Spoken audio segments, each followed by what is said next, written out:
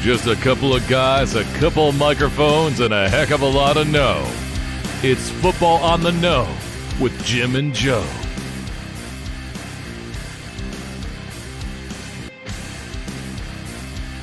What they say, it's not the X's and the O's, it's the Jimmies and the Joes.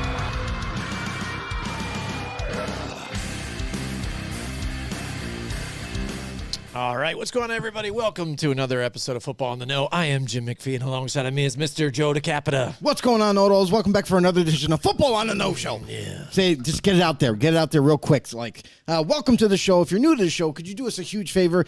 Go ahead and help us with our algorithm over on YouTube. Head over there, search us up, Football on the Know Show. Hashtag know-it-alls. And then when you do that, hit that subscribe button for us. That way it locks you right in there. And hit that notification bell to let you guys know when we go live. Yes, and you can follow us anywhere you get your podcasts. That's right, anywhere. Even Spotify video. That's a new thing out there. Maybe not a whole lot of people know about it, but we're also on there as well. Spotify video, Spotify podcasts. Anywhere you get your podcast, make sure you hit that follow. Absolutely. We really appreciate you guys joining us with us tonight. We've got a cool show lined up for you guys. Another interesting week in the NFL once again, I'd Joe. say. Some ups and some downs for some teams, but Still confused. yeah, it's still confusing on who to even trust in this whole thing. But I figured we'd start off with a topic to kind of take a look now. Now that it's week 4, we're getting further in, like almost a quarter way into this whole thing. Let's see where teams are starting to lie, maybe, or maybe who might look to be in the hot seat or replacement. We've seen some quarterbacks get replaced this past week. So what's going to go on? Are they going forward with that quarterback or not? But one of the teams I thought about when we asked the question here, what teams seem to be in trouble already? I got to look at the Carolina Panthers here, Joe.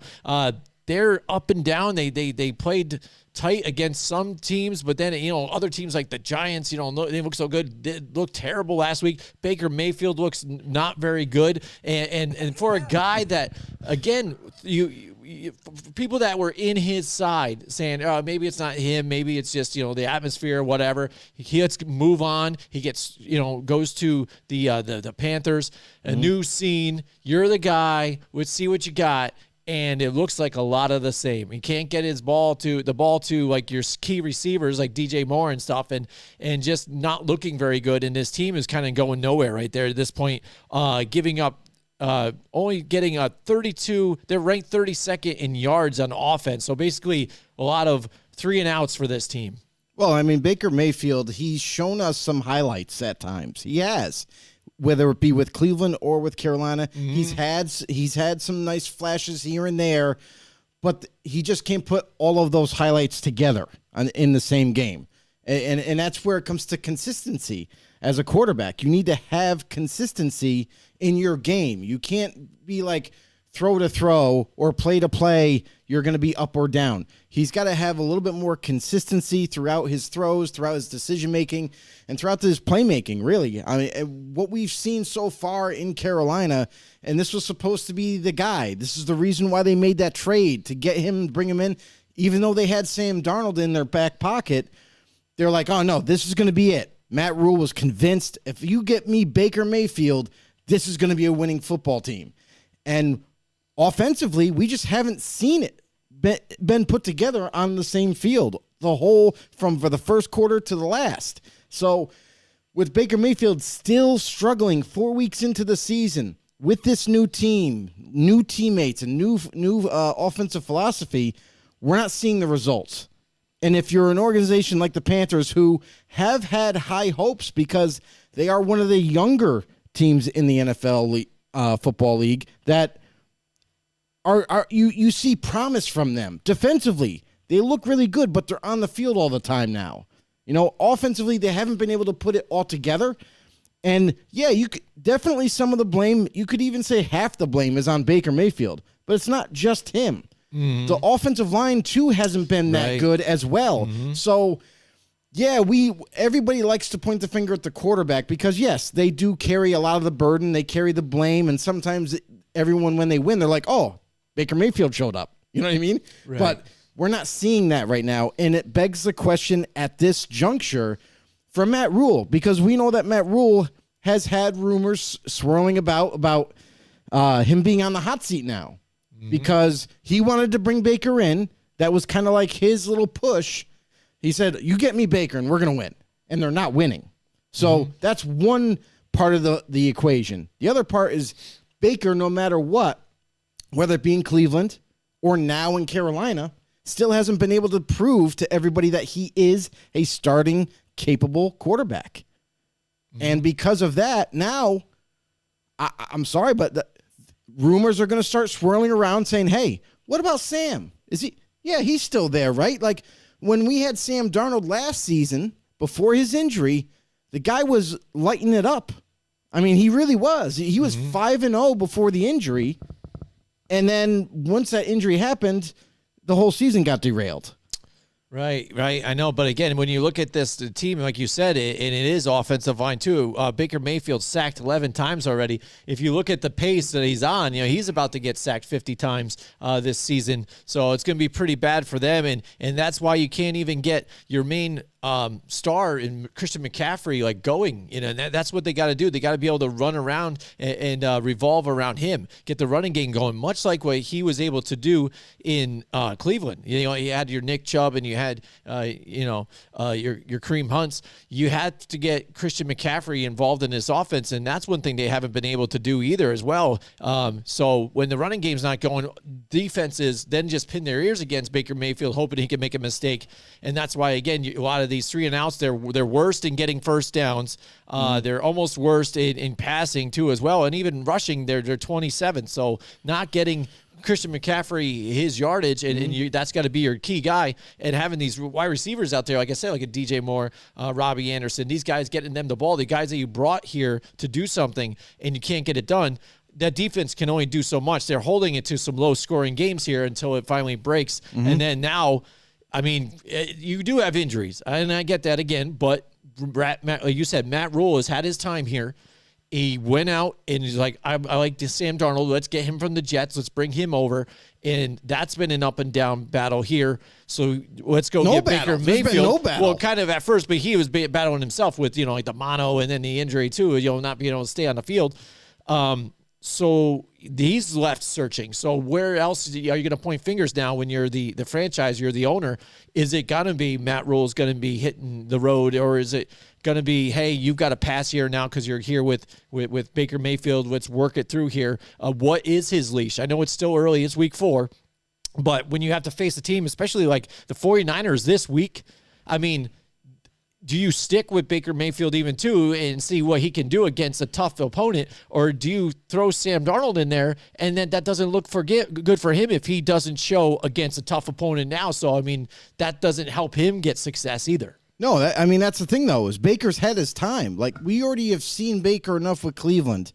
And, he could have had a good half of a game or maybe 3/4 of a game and then lose it in the end because of a bad mistake and throws a pick 6.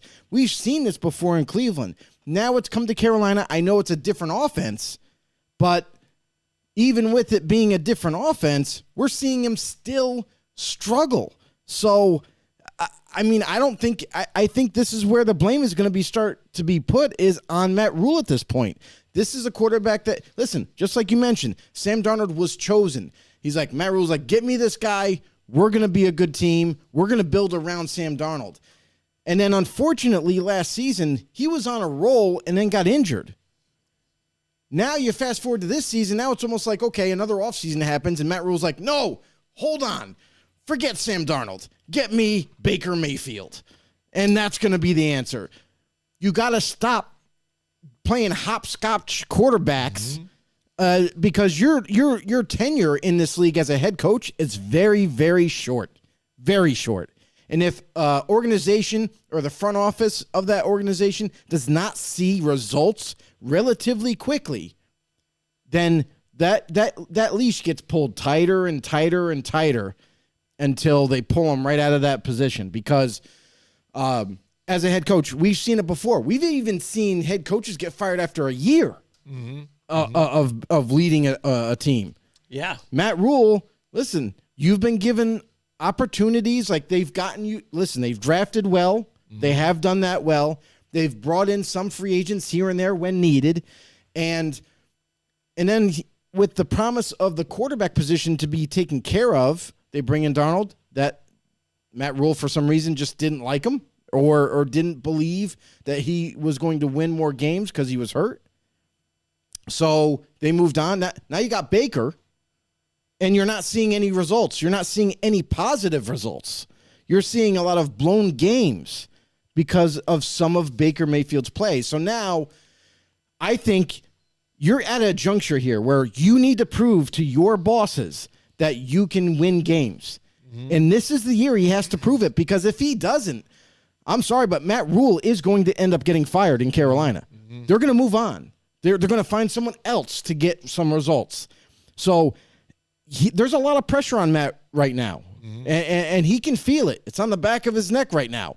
You're going to have to make decisions, much like what happened with Pittsburgh. They decided to change the quarterback role there. I think Matt Rule is going to have to. He's going to feel so much pressure to the point where you're going to have to bring Sam Darnold back in and say, "Here, team's yours now. Let's go try to win some games," because to salvage what is left of the season, no team has an easy season. I don't care what all the experts say, like, oh, it's an easy schedule. It's a harder schedule. They're all tough games. I don't care who you're playing.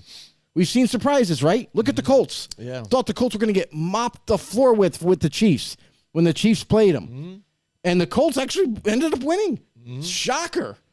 So there's games like that. It's any given Sunday. So I think you do have to make a drastic change like that, especially knowing you have a Sam Darnold who is not only as good, but could potentially be better than Baker right now. Yeah, I mean, again, it's still out there, and it's funny that for a guy that's been in the league this long now, if you look at his career, still not knowing or giving him a chance. Like some people would just assume, I guess, that you know what Sam Darnold is, but with again like the mono and then the injuries and stuff, don't know if he's really been given a fair chance altogether or really had a lot of not in Carolina. At least no, there. Yeah. And not even with the Jets. Well, let's go back to the Jets, too. Oh, yeah, and changing coaching staffs, too. Because Joe Douglas, the GM for the Jets at the time, gave up on Sam. He was like, oh, no, we're going to start over. We're going to clean slate. We're going to draft our quarterback again, and we're going to trade Sam. Zach Wilson, okay. Don't get me wrong. Zach Wilson, he has some attributes that Sam did not have, like his mobility. He's a little faster and what have you. And is a little bit more athletic. Okay? That's what they wanted. They brought in Zach Wilson. Zach Wilson is still young in his career to where he's still developing. We've seen flashes of him being successful as well. But the decision to move on from Darnold, I don't feel was like a good strategy for the Jets, because Darnold never really got that opportunity with the players that Zach Wilson now has. He never really had an offensive line to protect him. He never really had a decent group of individual players to play offense for him and that became weapons for him. He only had like a receiver, maybe a running back no offensive line. So that was kind of like a bad, bad environment for him to be developed in. So, okay, Joe Douglas says, let's scrap it. We're done. We're going to start over. They do that. Now Darnold goes to Carolina. Darnold has success in Carolina. His very first year as the starter was 5-0, and then he ends up getting injured. I understand Matt maybe he's feeling so much pressure at that point, like, okay, well, our season's pretty much done. We're going to lose a lot of games now that Sam is hurt, and I don't have an answer for it. Go to the front office. I'm sorry. My hands are tied. What do you want me to do? I lost Sam. We may have to go get another quarterback. So when they do that, and now they bring in Baker, but you're not getting you're actually getting worse results after this trade for Baker Mayfield than you did Sam Darnold a year earlier. So now, like, what are you going to do as a head coach, Matt? Like, are you going to give the football now and just say, hey, Matt, hey, Sam, save my job.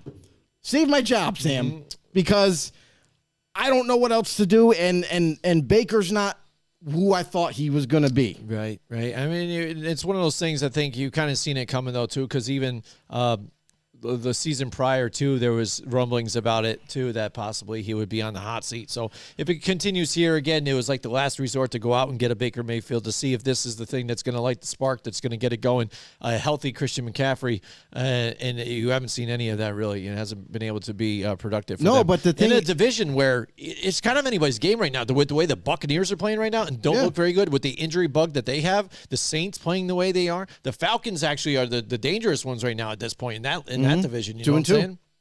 Yeah, I mean, and that's the thing too about this is that a lot of divisions are still close. They're still everything is open. Think about it. I mean, everybody wanted parity. This is what we're getting this season. Divisions that we thought were going to be, this is kind of like a weaker division. This X team is going to run away with it. It's not happening. Right. So far, we're seeing every division, just about every division, is so close that it's up for grabs for just about anybody. And for the Panthers, just like you said, they are still in the loop. They have to make a change now.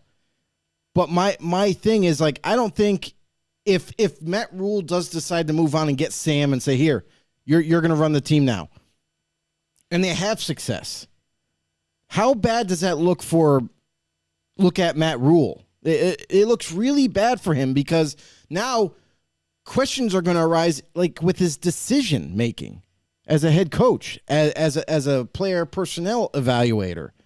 Because if you were all goo gaga to get Sam Darnold in from the jump last season, and things were going good early, and then he ends up getting hurt, and then you're like, oh, no, he's not my guy. I want that guy to be my guy. I want Baker to be my guy. And then now, yet again, it's not. It's actually worse. This season, the Panthers are worse than last year. And the only thing that's really changed is the quarterback.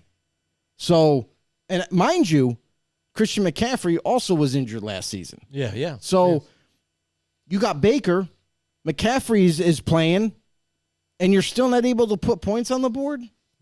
You got to wonder. Now the questions are starting to look at Matt Rule and his coaching staff and the decision makers like, hey, we got to do something. We got to shake something up here. So I think the logical thing is if Darnold is healthy, if he's 100% right now, it's almost like he's going to be forced to say, okay, we got to try something different. Sam, you're in. Let's see what we can do. Well, if they do it this week and he surprisingly has a good game against this defense, the way the 49ers are playing, I mean, that would be amazing for him. That would be probably the best thing that could ever happen for him. I'm just afraid the way, like you said, even the offensive line has been, some of the injuries that they do have, and then the way that they have not been able to put up points, it just looks like you're bringing him to the slaughter possibly here. But again, desperation. The Carolina Panthers, again, they're one of those teams that we're looking at and just kind of we're a little disappointed about. And it could be already done for either Matt Rule or Baker Mayfield there. Baker Mayfield throwing 56%, 4 touchdowns, and 3 interceptions.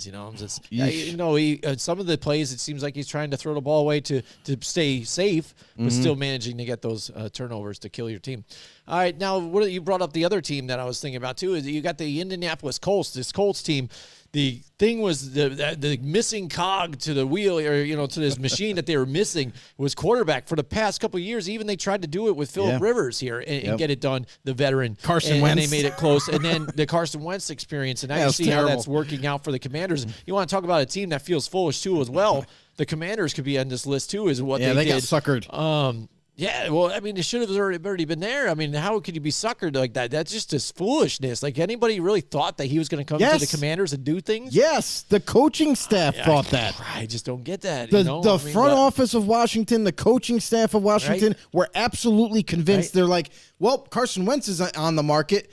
Let's go get him. He's going to help us. But who knows? Maybe at this point that doesn't look as bad as what Matt Ryan's been doing there, or not being able to do there for the Indianapolis Colts.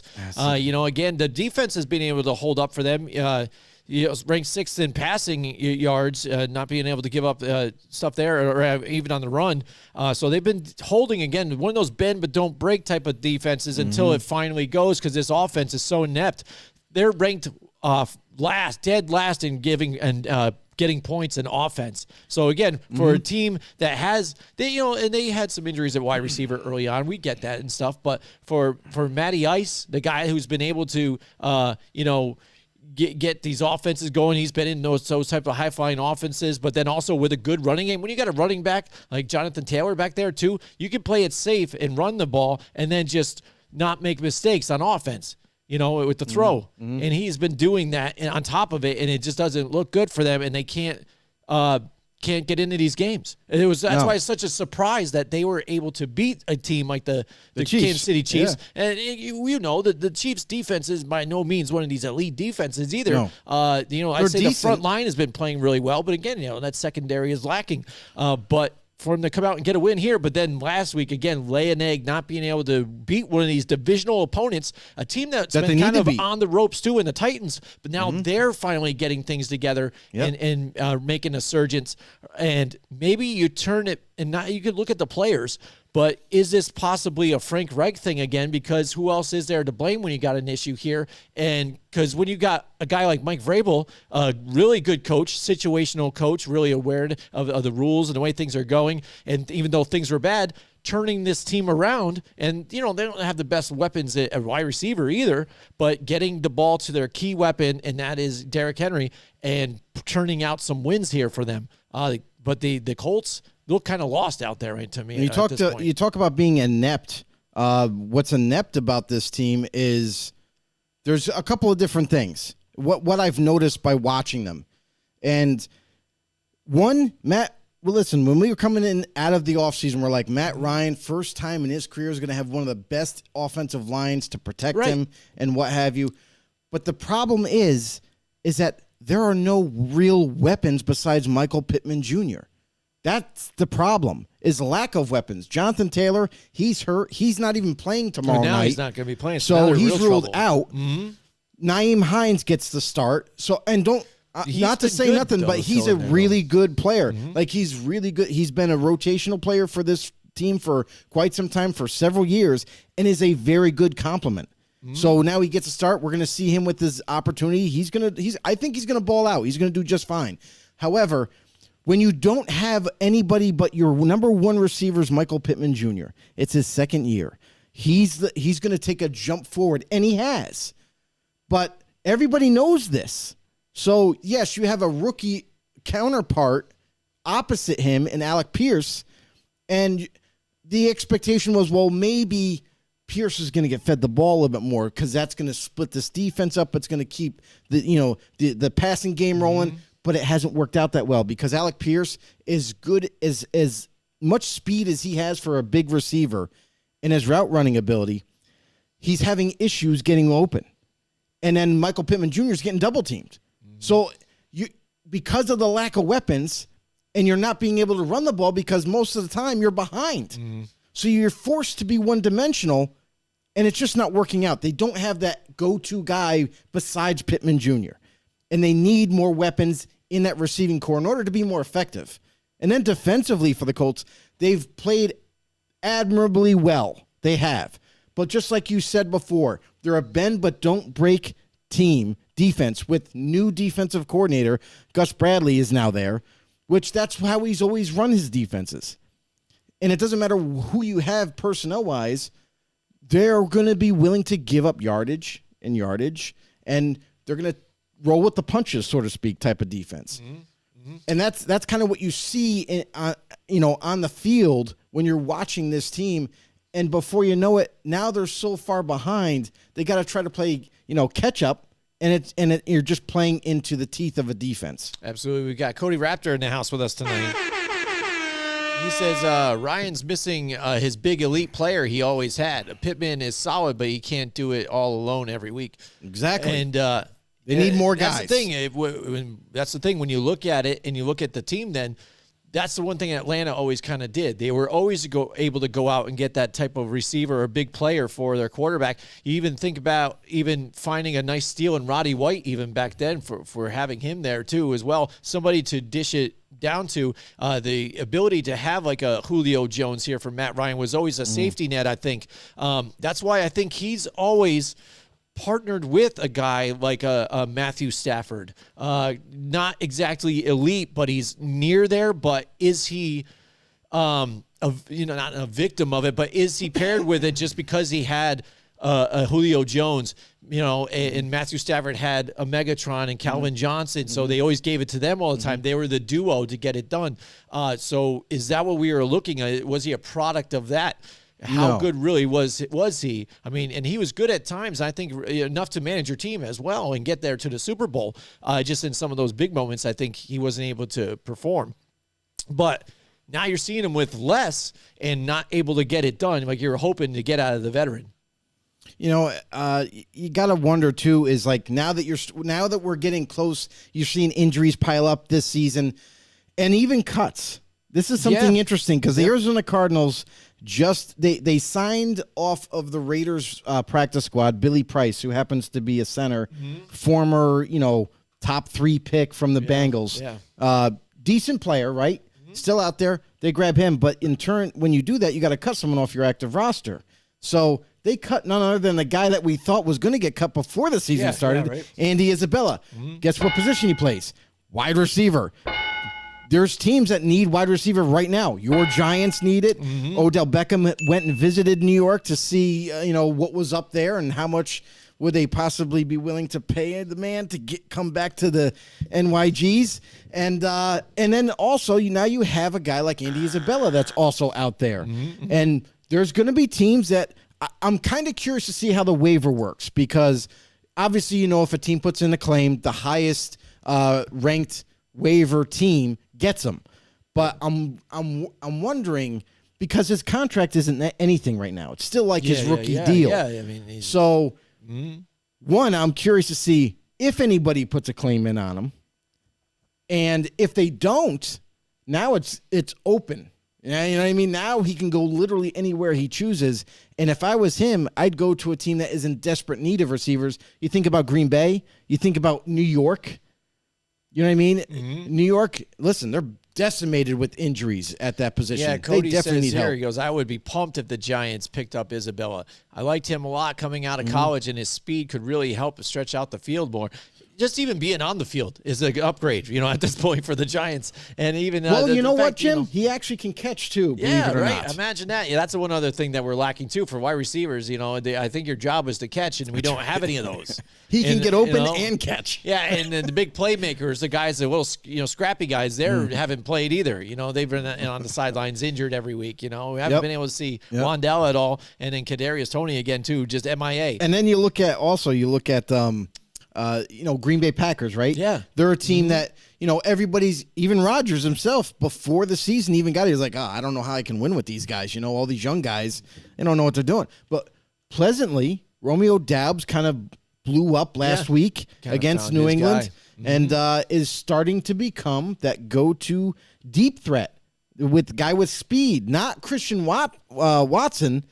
You know what I mean? Not him, not their higher pick, but Romeo Doubs is starting to carve out a nice role in Green Bay, and you have him and Allen Lazard. Now things are starting to look up. What would be the biggest difference maker there is not Odell, but more of an Andy Isabella going to Green Bay to be that slot roller, to be that third option there to kind of fulfill that offense up too. But likewise, Giants, they are in need. I think they need to sign 2 receivers. Yeah, he said, it's rough when their special teams player, Richie James, has been our number 1 receiver. Yeah, and again, the people are just learning Richie James' name. That's the thing right now because he's out there. Like normally in any other offense, he wouldn't be there. You know what I mean? Yeah. So, but yeah, and again, that's the one thing you think about, having some of these guys out there and Andy Isabella becoming available. We're kind of seeing now what Jacksonville is able to do with even a Christian Kirk, who left the Cardinals there, now is able to be a starter there for the Jacksonville Jaguars and doing fairly well. Again, not worth his money, I think, of what they decided to shell out. Not at all. He's a number 2. Still, still performing and doing it and able to catch unlike the Giants. So he's a number 2. Definitely we're looking at teams that seem to be in trouble already. Who do you guys out there think? Let us know in the comments if you think of a team out there that I think might be in trouble. Right now, another one I'm thinking, I think the Rams right now, they just do not look good. Joe, I'm watching, I don't know what it is. Maybe I have an illness too that I just have to watch terrible games all the way to the end. Oh my God. In finality. But that last game, I was just like, I'll watch the whole thing. Let's see what they can do. And it is horrible to watch. And it's clear. I watched it week 1, and then again week 2, and then now by week 4. I mean, yes, I give it credit to the 49ers. They know how to play them. You've got, Nick really Bosa on the defense. other side. Really great. good defense. But that they are missing offensive line. They're missing Andrew Whitworth. They're missing everything they had before, and then injuries on top of things too is killing them. And Matthew Stafford literally has no time. The scheme, blitzes are coming in unblocked. You got Skoranek or whatever the frig his name is, who just can't block it all. But you've got him in there as like your fullback, and the dude's like 150 pounds. Like, what's he gonna block? You know what I mean? He can't block a cold. You know what I'm saying? And it's terrible. And it's showing. You're seeing this offense. Do you know from Sean McVay, experimental jet sweeps, all this, let's send them deep, everything else. They are ranked 29th in scoring and 28th in yards in the NFL right now. For a Sean McVay offense to be that bad, and your scheme, you know what you do. You're trying to spread it out. But when you don't have an offensive line and you're going empty back sets and you got 5 guys out, it didn't matter what they're doing because you got 4 guys to block. Half of them aren't your starters. 5 guys, you know what I mean? and then they're sending 1 extra. Yeah. Or 2. Yeah, exactly. And that's what I mean. An unblocked blitz comes in, boom, you're sacked already. The guys didn't even have a chance to run their routes. So I mean, the thing with the Rams, and I've kind of noticed this too, is like we talk about McVay's offense and what he likes to run. He utilizes those jet sweeps. He utilizes some screen plays. We're not seeing that as much though. This early in the season, I don't see him utilizing those plays that were kind of go-to plays for him so far in this season that heavily. It's almost like the offense has changed because maybe he started to feel last year that teams are starting to pick up on it here and there. And so he's like, I'm going to throw some wrinkles here. I'm going to throw some wrinkles here this offseason, and we're going to come out with the same but kind of different type of offense. And it's throwing everybody off, and they're not being able to make those plays that are needed. Tyler Higbee, the tight end, has been the best receiver for the Rams. He plays tight end. That's a bad stat to have. No offense to Tyler, but he's doing his thing. But the rest of the Rams receivers, listen, Cooper Kupp, hands down, we already know that he's going to get it done. But what is missing? No more Robert Woods now. He's gone. He went to Tennessee. And, it's like they don't have that other guy. You know what I mean? Like last year they had Odell, they had Van Jefferson, they had Cooper Kupp, and they were all contributing. Yeah. This year, it's a very different feel for the Rams offense. Yes, they still got Kupp, but they bring in Allen Robinson, who they paid a lot of money to be that other guy. And I don't know. I mean, I haven't seen game tape because that shows you a lot. But is Robinson having a hard time getting open? 1. 2, are the plays suitable enough for Allen Robinson to show off his skills? You know what I mean? Like to get him open. Like, are they being made for him to get open? It seems like everything is just circling around Cooper Kupp too much. Right. And the offense is spitting and sputtering because of all the focus. Right. And we got a couple people in the house. We got Tom Leiter with us, Joe. Whoa! No. We found Tom. Tom, you're back. Yeah, there he is. Yeah, it's been a while. Cody says there's a few former Pro Bowl veteran centers out there, free agents on the market, so I have no idea why they haven't tried to sign one of those guys. They're struggling so badly. Well, I mean, to be fair, that Rams center went down, last game. Yeah. And that's kind of where it all fell apart for the offensive line. But maybe they will look at it this week, and maybe they've already brought in a few guys to work them out. I memean, we see teams do that every single week just about. Hopefully they're doing their due diligence in that area. And Tom Leiter says Kupp gets double-teamed on defense. And despite that, though, he's still getting catches and getting open, and they're finding ways to get him the ball. And that's another thing too. If he's getting doubled, what the hell else are these other receivers doing? Right. You know what I'm saying? Especially Allen Robinson. And they were showing it in the game too, because I like to punish myself and watch the whole game. He's getting a good release, and he'll get there, but then when it comes to the catch, he's like in the wrong position. Like he had a jump pass and just was off balance with, didn't get his upper apex where he needed to be for the catch. And then when he ran out on like a flat route, it's easily to him, and he kind of did an extra stretch, caught it, and then fell. Like, dude, that's planned for you to catch it, turn up. And if you're getting a chunk like 1-2 yards here and there, and then you're just missing, and it doesn't matter. And I remember week 1 again, he wasn't. He was running out the full routes and not kind of settling himself in the zone, trying to get open. So I think a lot of it is maybe Allen Robinson not, fitting or meshing well possibly with the offense. And that's the interesting thing is there's a big question mark right now over Allen Robinson. Is he a bad player? No. He has been a good player in the NFL with Chicago, with Jacksonville when he started his career. And he kind of made a name for himself and was the go-to guy. Now he comes to LA and it's almost like he's disappeared. Like we see him on the football field, see him running around, but we don't see any balls being thrown to him. So I kind of wonder, like, is it the play calling? Is everything so focused on Kupp to get him the ball?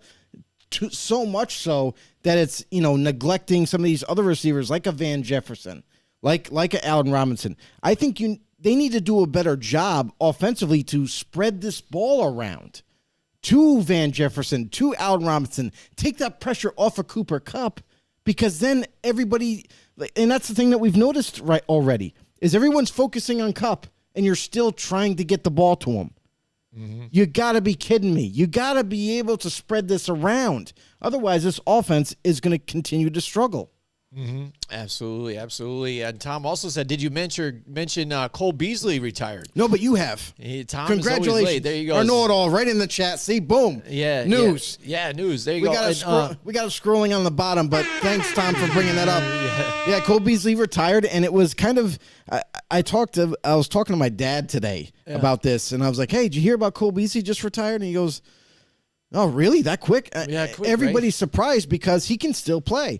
But to be fair, Tampa signed him just for the moment. You know what I mean? They were like, oh, now we're going to start getting our guys healthy back. Chris Godwin comes back. Mike Evans served his suspension. He's back. Julio Jones is on the brink of being healthy again and coming back.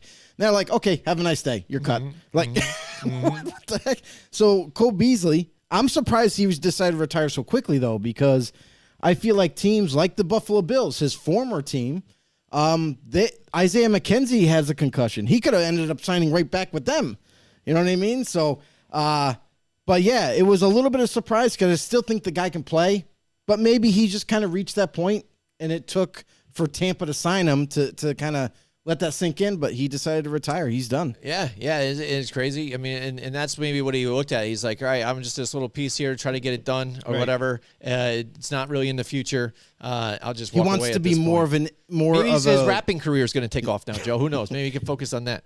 Can we talk for a second about rap careers in the NFL? Because they don't work, right? I don't think anybody's had a successful one. No, there's a ton of athletes in the NFL that all have rap careers, that all come out with albums, that all have YouTube channels that they rap on and whatnot. And none of them are huge. My thing they try is, to have careers. I don't think any of them actually have a career, yeah. Well, they have the money, so they have a career. Can do whatever, yeah. So, but my thing is, like, why? Yeah. You made it to the NFL. That's not a backup plan. Like, that's... Yeah. I understand they want to do it and whatever, but let's face facts here. You made it to the NFL. That is your career right now. You should be taking that so serious that that career is kind of like just a hobby, instead of trying to really make something happen. Right, because I mean, maybe they were kids and they saw Shaq was able to do something like that, and maybe they saw it. But again, Shaq was already, he was a DJ. It up or two, yeah, but he actually had already had a lot of success. I think by the time he decided, I'm going to do some rapping, and then I'm going to star in Shaq Fu and all this other crazy crap and stuff and do this other things.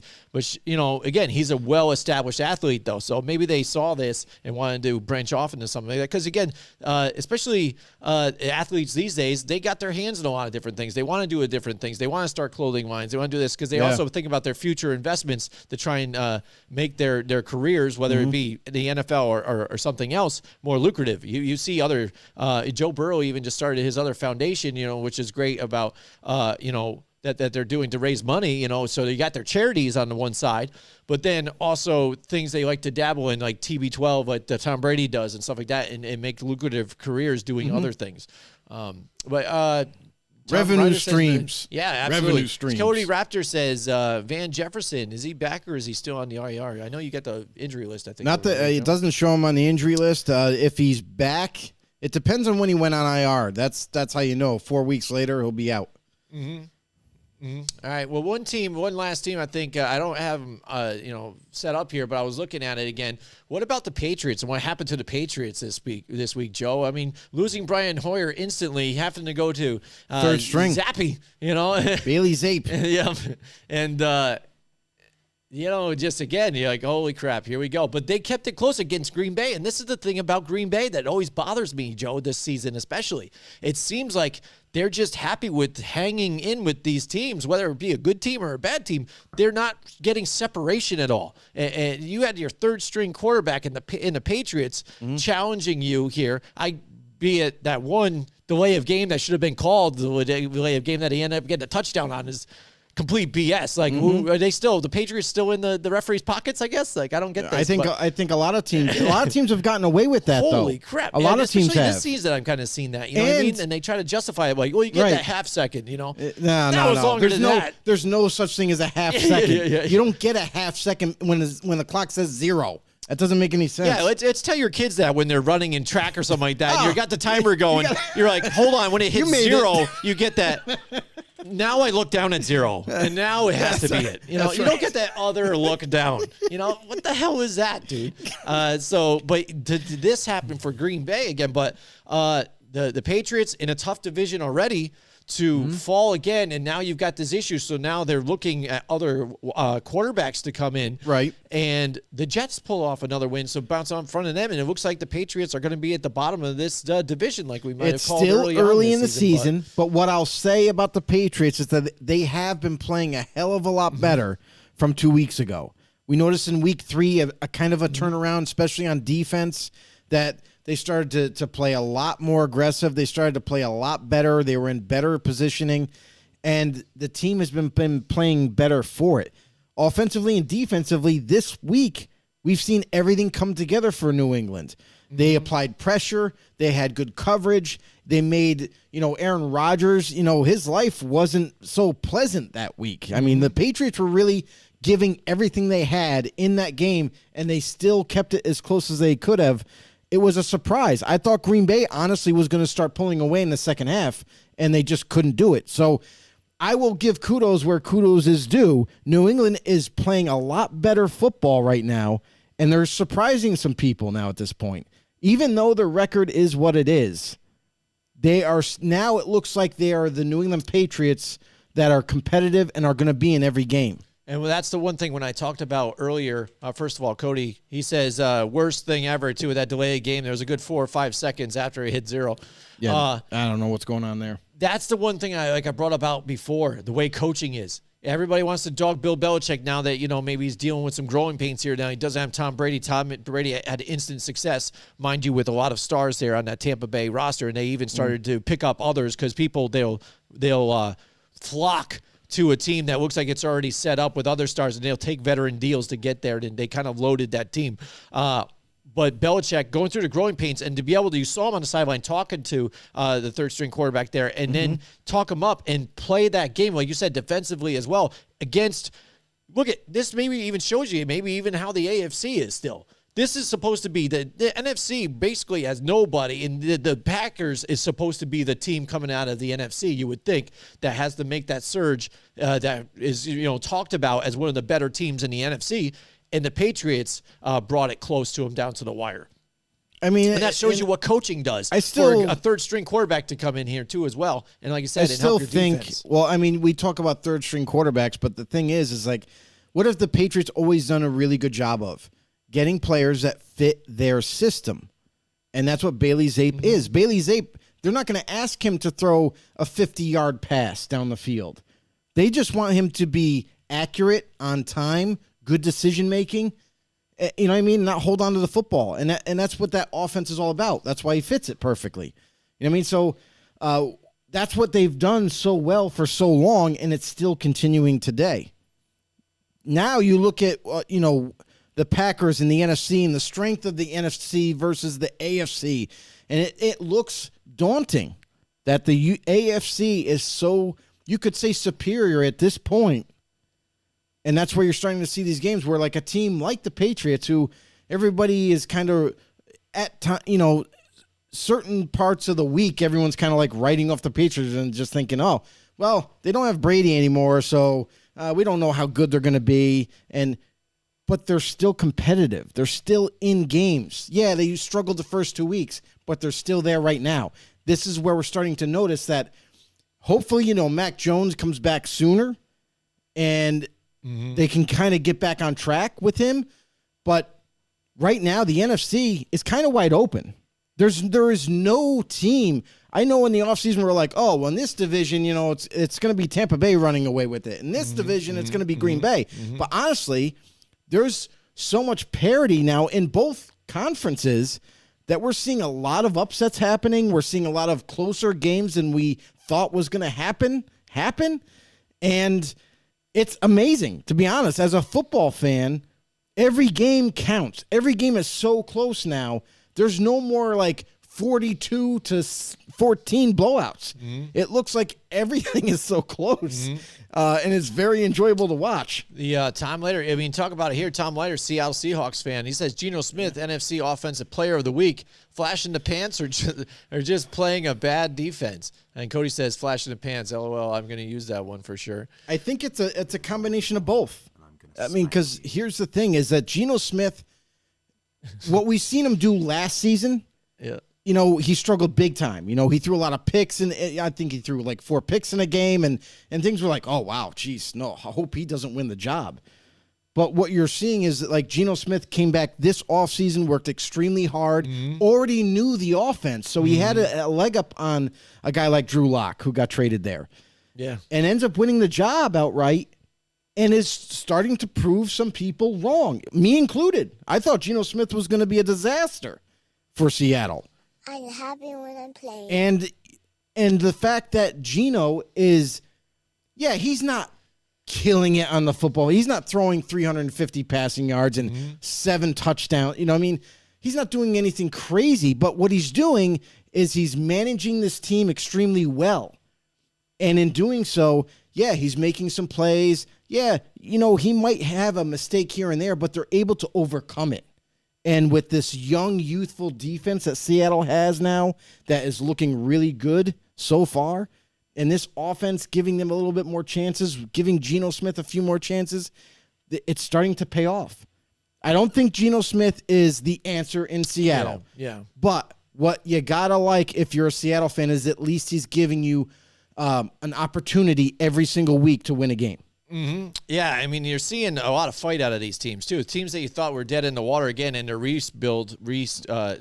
tool mode, really fighting with heart, and Geno Smith, what he's fighting for. But even that defense has been playing well at times for this team and very fast. Really doing it.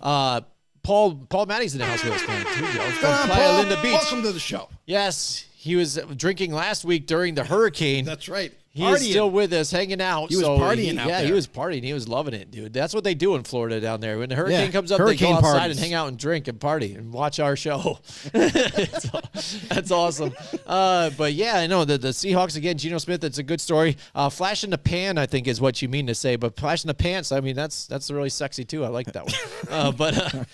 But yeah, you never know. And this is what they want. Parity, you're getting it at its finest. Now, maybe some Seahawks fans now, like Tom, are you saying even kind of like for them, because Geno Smith can't be your answer for your team now. So, and they're talking about the draft class for this year better than last year. So our Seahawks fans even kind of saying like, well, don't win too much though. Like we want to be towards the front still, be able to get one of these quarterbacks. We like what we're doing. We like to play and compete, but chill the hell out here a little bit. Come on, Gino. Where's Drew Lock? Let's bring him out here. Come on, the turnover machine. It's a very long season, and let's just say, and listen, Geno Smith has numerous times had to use his legs to get out of harm's way, much like Russell Wilson had to do because this offensive line isn't as stout as it should be at this point. So, I think that, because of that, because at times he has to run out of the pocket.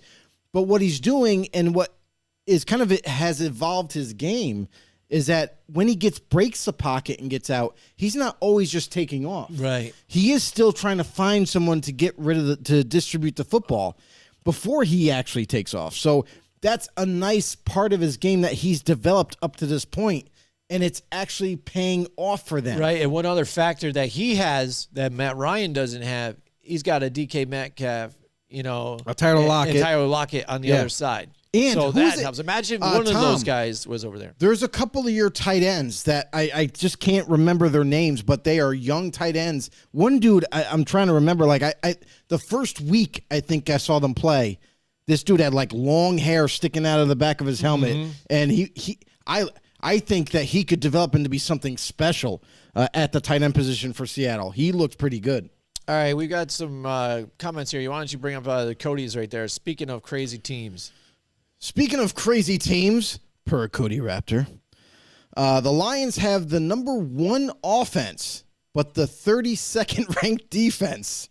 Been absolutely insane to see. It's the craziest thing is you have the number 1 offense up to this point in week 4, but your defense can't seem to get off the field. What are you supposed to do with that? This is a team that, and mind you, the Lions, I love their front 4 is really getting after the quarterback. It's just the back end isn't fully developed enough to take on a lot of these weapons that some of these offenses have, and that's kind of where the mismatch is the Lions defense clearly. Until they're able to shore that up, and we knew this was they're still rebuilding, but you gotta like what you see so far from this competitive Lions team. And just imagine when they get that defensive side of the ball figured out, this could be a very dangerous team for many years. Until that happens, we have to wait and see. Was it Kobe Parkinson for the tight end for the? It might be. I think it was because I remember seeing their one game that they played that they won the first one. The name's familiar. Smith. I think that's who that was. Because I remember I saw him and I was like, yeah, I kind of like him Disley, too. What a Cody name. Cody just said Will Disley is a beast. I remember Parkinson. I don't know all the other tight. Yeah, Will Disley's okay, but I really think this. I think it's Parkinson. I'm pretty sure I think this kid is going to be next level. Yeah. But Tom also said, he replied. Never to mind. the Lions. The Lions are finding ways to lose, but by less than 7 points. Yeah, and that's the other thing too is they're in a sense their offense might be number 1, but defensively they're shooting themselves in the foot, and that's why they're losing games. Right, but then even look at the injuries they had at wide receiver though. Even the last week, and look how they still were able to play. I mean, when you're losing some of those guys, well, that's what I'm saying. When you're these guys that have been producing from this season, and then they're not there. I mean, Chark was out last week. Yeah. So was Amon-Ra, I think, was out there too. So I mean, that's one of your 2 major dudes, and they're not there, and they were still able to stay in the game. Yeah. So that's what's impressive about it. We've seen guys with a little more even or same or equal, not do anything. Not put up any points. So, I mean, this is what you're seeing. You're seeing them play with heart still. You're seeing them still get it done with less sometimes. I think the future's bright for the Detroit Lions. To think about it, Swift was out last week, too. Yeah, their number 1 running back. Yeah, that's what I'm saying, with those injuries. And they were able to still stay in that game. Goff looking better than he has his entire career, even missing his 2 wide receivers, number 1 running back. Yeah, just like that. That's what I'm saying. Still able to perform there. I'm glad we're linked with Cody here on the same. He's on the same page here. We like it. Hashtag know-it-alls. That's right. That's what we are on. We're on the same page with the hashtag know-it-alls. We want to talk about being on the same page, too, as well. Joe's going to tell you about our friends at Mohawk Honda. No, I'm not. Joe. I'm not telling anything about the crisp morning air, pumpkin muffins, beautiful foliage. Pie? Football season. Fresh apple pie, yeah. Oh, I could go for one of those. I could. And just like that, some vanilla it's fall, everybody. Boom. You blink, and you're here. The cold season is around the corner, but one constant is the buying experience at Mohawk Honda. Got to get down there to Mohawk Honda. They're the guys to go see. If you're looking for a vehicle, anything you want, they got a huge inventory. Biggest in the capital region. Head over there where you're greeted with a smile and treated with respect. That's right. That's the place you want to go to. The new vehicle inventory is ramping up, too, with pilots, passports, and ridgelines. Everything you need for this winter season right around the corner. Remember, this is the best time to sell your vehicle. They buy cars, and in some cases, you may be able to sell it for more than you paid for it, which is absolutely crazy. Ludicrous. Move. Oh, sorry. I was going to go on the tangent. It's just another advantage you get from the number one volume dealer in the capital region. That's right. Also, General Manager Greg the Hammer Johnson. Greg the Hammer. And his team of sales consultants are always available to help you in the buying process. Yeah. And with that, they have big news. None other than Scott Moynihan is back in Mohawk Honda and bringing his 30-plus years of automotive experience with him. Stop in and welcome Scott back home at Mohawk Honda. Yes, the seasons are changing, but at Mohawk Honda, they're off of Freeman's Bridge Road in Scotia. They always go out of their way to please you. That's right. They do, Joe. And, I found and if you block my read again. Sorry. Well, there's Scott Moynihan right there. So if you go into Mohawk Honda and you see this guy, say, hey, Scott, right. Just how say are hi, you? There he is. And then, exit. Yeah. So, so make sure you say hi to Scott Moynihan. Sign for that deal at the other counter. Yeah. And then say hi to Greg Johnson, too. And don't forget about their awesome service, too. All right, Cody Raptor, they're having conversations. I love it when our Nova Dolls have conversations down there through the comments, too. It's awesome. It's a Super Bowl experience. It's that flag football bond. That's what we say. Excellent. If you don't know already, I play flag football, and I know a lot of people. Yeah. They're also in our Know-It-All chat. Boom. That's what it is with Cody and everything. And we had a lot of fun this past weekend doing that, man. And everybody's already talking about doing some more. Can you believe that? So that's going to be a lot of fun. Hopefully you do it before the weather gets crazy. But, all right, our next topic here we got up. I figured it'd be fun talk about the New York teams here because, again, they end up getting some big wins this past weekend. And now the Giants are looking at 3-1 right there up in this division. And the Jets are 2-2 now, surprisingly. So I think Robert Saleh's collecting all those receipts, Joe. He's ready to pin them up and then show them out to everybody. But I thought a fun question to be about these two teams is who has the higher ceiling amongst these teams here, the Jets or the Giants? Because both weren't really expected to do a whole lot. Mm-hmm. One franchise has an all-new GM and a new coach. Mm-hmm. The other, again, Robert Saleh, a few years in, quarterback now that they're finally able to get another look at, hopefully he can stay healthy that they had drafted. Yeah. To where Robert Saleh, if he doesn't perform this year, maybe he could be on the chopping block as well, though. So what do you think? Let's talk about the Jets first. I don't think Saleh's on the chopping block at all. I mean, I think they're still rebuilding this roster. You can't fault the guy for the roster not being complete, and they all know that. That's the reason why they brought Robert Saleh in, is to implement his defense most of all. But when he doesn't have the roster all together like he wants it, especially defensively. That's a still work in progress. Offensively, I feel like they're a little closer to getting things set and move forward. But defensively, that's much like the Lions defense, there's still a lot of holes that they have to fill just yet. So I still think Saleh is at least going to be there for another 2 years before judgments are going to start being made. If you're not seeing results in a couple of years, then we're going to have that conversation of, okay, is it time for Saleh to leave? Is it time for him to get out of here and start over again with the coaching staff? But beyond that, I like what the Jets are doing so far.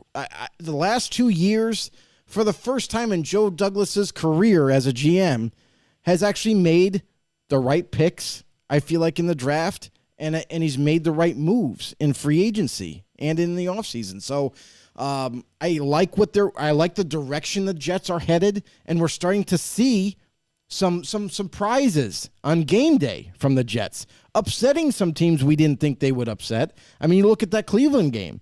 I thought for sure the Browns were the better team on the football field. They were going to end up winning that game pretty decisively, and the Jets come storming back, and they fight back in that game, and they end up coming back to win. And it's happened a couple times for them. So you can't count them out right away. And then for the Giants, listen, 3-1. If we asked any of our know-it-alls out there or anybody said, what is your predictions for the Giants record-wise? Nobody at this point, nobody would have said a winning record. No, nobody. And the Giants have surprised us big time. I mean, now they're 3-1 going into week 5. I'm sorry. I had the Giants finishing last in their division, and pleasantly, they are still fighting for that number 1 spot in the division as of right now. So this is a Giants team that we thought they were going to go through some changes because of the coaching staff, the GM change, and what have you, personnel-wise. And we thought, they might take a step back because of all the change. But defensively, it's been a pleasant surprise for the Giants. The defense has been keeping them in games. And then offensively, it's allowed them to get more opportunities to score, just to win the games in the end. Cody says, what does he say? I think both teams have similar ceilings. I think the Giants have a slight edge just because of how the coaching staff has still found ways to win despite almost record amount of injuries. The Jets' offense is 100 times more. 100. If they can continue this success, both teams, if they can do this, that could kind of. I don't expect either one of them to make the playoffs, but at least they might make it a hunt. They might make it competitive going right down to the stretch with other divisional opponents. And we need to look at the Jets. I mean, again, having injuries at the offensive line and shuffling the offensive line a little bit here. Had brought in, Corey Davis before that. At the time, it kind of had to be their number 1 now. So now that you've gone out and you've got your Garrett Wilson alongside with Elijah Moore, Corey Davis doesn't have to be forced to be that number 1 guy now. Now he's that side piece along with everything, and you've got your young, fresh wide receiver to go with your young, fresh quarterback, so that can get this offense linked together for the next couple of seasons here. And like you said, maybe he's finally getting a little bit of a thumbprint on that defense and try and get that defense going. And you look at the guys that they had drafted for them too as well. So maybe, again, he is just getting his hands on things to mold it the way he wants. So if they can stifle the calls of the Jets fans when they get crazy and say, we just got to make a change. This is crazy. We need to win. We need to do that. If they take it easy here, still ride out with these guys, maybe you're building something and not get crazy about it, because you saw what happened. In the press conferences, they're going after him. They're going after this, and that's why he gets upset. Robert Saleh wears his heart on his chest and his emotions out there. That's why he was saying, I'm taking receipts right now, and when we start winning, I'm going to give you guys all a call and all this other crap, whatever. The other thing about we don't that see it right now, but they are winning. But again, maybe now that helped that team get behind the coach, and they're playing for their coach right now. The other thing about that too is no one really gives a shit about the media and what they say. The New York media is probably nobody. Well, some people can't handle it. No coaches really give a crap. They don't listen to them. The only reason why Saleh is kind of being more forward with them is because the New York media is one of the hardest medias to deal with. Yeah. They will poke and prod you and try to make you say something that you don't mean to say or don't want to say. But Saleh is basically sticking up for his team and what he believes in. This team could be something special. They got to continue to build on it. He knows that. But the reason why he made that statement to kind of defend his team and say, I'm taking receipts. You, Jerry, you, John, and you, Jim, I'm making sure that I'm going to come after you guys when we start winning games. You guys are going to hear it from me. You know what I mean? He's taking a stance and to try to protect his team, to show his team that he's not going to take it from anybody, including the New York media. All right, and Cody says, I'm still personally not a fan of Zach Wilson, to be honest. They have a lot of weapons, and I just don't think he will ever be the guy to take the team to the next level. And that's the thing we're kind of looking at here. Now, you look at on the New York Giants' point of view here. Yes, they are winning a little early here too, and that's the one good thing that you do see. This team again, kind of a mixed bunch of misfits at this point. Again, because of the injuries, I didn't think they were going to perform very well before the season, and then as the injuries kept piling on, I was just like, yeah, there's absolutely no shot at all, and I already picked them to be last in the division, but. Add on to the fact that Kenny Golladay, who was saying, oh, I'm going to come back this year and I'm trying harder than ever and I'm going to do this and I'm going to redeem myself, can't even get on the field at all. So where you're starting like a Sills in when he's on Richie the field, James. he's not even on the field. Well, that's what I'm saying. And then you Darius Slayton, who said wanted redemption, and he can't catch a wide open pass, off the hands. But the other teammates, everybody else grouping together and pulling out victories. When you don't have, a Leonard Williams even in the lineup and stuff, and that defense is trying to get something going. And without even having Thibodeau there, who's finally, I think after this last game, looks like he's starting to get it going. The first game was a little skittish, trying to get around on the outsides. I think if they mix him around more and kind of do some stunts where you can get him starting outside and sneak up the middle, much like what the 49ers doing in this past game. Welcome to the NFL. Nice. Yeah, absolutely. He's getting listen, and that's the thing. Get it, yeah. He's going to have to figure out how to beat these tackles because it's not easy. Right, yeah, or just, again, work them inside even every now and then. But this team, again, is doing more than it really should be, and with the weapons that they have or lack thereof, I mean, it's really impressive, and that's the thing to show you one, the coaching staff, but then even two, with what the GM was trying to do. At first, they came in there too. They were like just trying to cut money too, and trying to get rid of this and that, get back under the cap situation.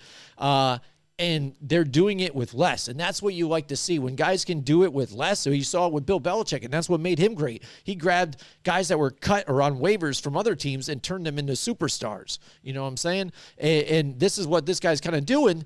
But when you look at him again, what are they building for right now? You've got Saquon Barkley, who's playing really well, which is great and all. But then what? I mean, are you going to give him a contract too? You've seen what happens when you give a contract to a running back, especially one now that has, since his first season, has been injured since then and hasn't been able to complete a season. But now you're seeing him perform well and being that guy. You don't want it to be a fool's gold and then bank in on money on him like the Cowboys have done with Zeke, and now you're stuck paying a running back and you still don't have your franchise quarterback. Well, the thing is with running backs is they don't have insane value like they used to. So you're not really paying your starting caliber running back a shit ton of money like you used to. Like you think about like what receivers are getting paid now is kind of crazy. What quarterbacks are getting paid now is kind of crazy. Running backs still don't have that kind of value to where it can even come close to those type of contracts. So yes, you're going to pay him more, and you're going to pay him to keep him because honestly, he's your only weapon you have right now. Until you start to fill out those other positions with different receivers and up-and-coming guys, or even draft them, and they develop into become something great. Like, your only go-to weapon right now is Barkley, and if you lose that, you don't even have an offense. I mean, he's really been the train that's been making this offense go when it does have success. Mm-hmm. So whether it be a pass out of the backfield or him running the rock all over the field, knocking over guys and making something happen, you have to reward him. He deserves a reward. Yes, I get the injury concerns, of course. But when he is healthy, that's what you're paying for. You're paying for a really good running back that can help your offense move the ball. And, right. and in the end, those guys don't grow on trees. Right. I understand the injury concerns and what have you. Like, look at Christian McCaffrey. Right, Same right. thing. Yeah. He's phenomenal. He's an elite. Mm-hmm. He is on that elite level of a running back, but he has a ton of injuries. But what are you getting when you have a guy that is healthy like him on the field? You're getting a guy that defenses have to be made aware of all the time. Mm-hmm. They have to be concerned about him all the time. And I think the Giants are going to work a deal out where it works for both parties, where there even may be some incentives in that contract of staying healthy. How many games did you play? You'll get a bonus. You know what I mean? It could be every week too. It could be as simple as you get $50,000 every single week. You're starting in the starting lineup. You know what I mean? So there could be incentives also implemented into that contract to where it helps both sides. Yeah, I mean, and that's what you got to look at because he becomes a free agent, I think, this year? Yeah, after End of this the year. year. So Yeah. do they start those contract negotiations now? Because other people have brought up the fact that you're not really meant to be winning right now.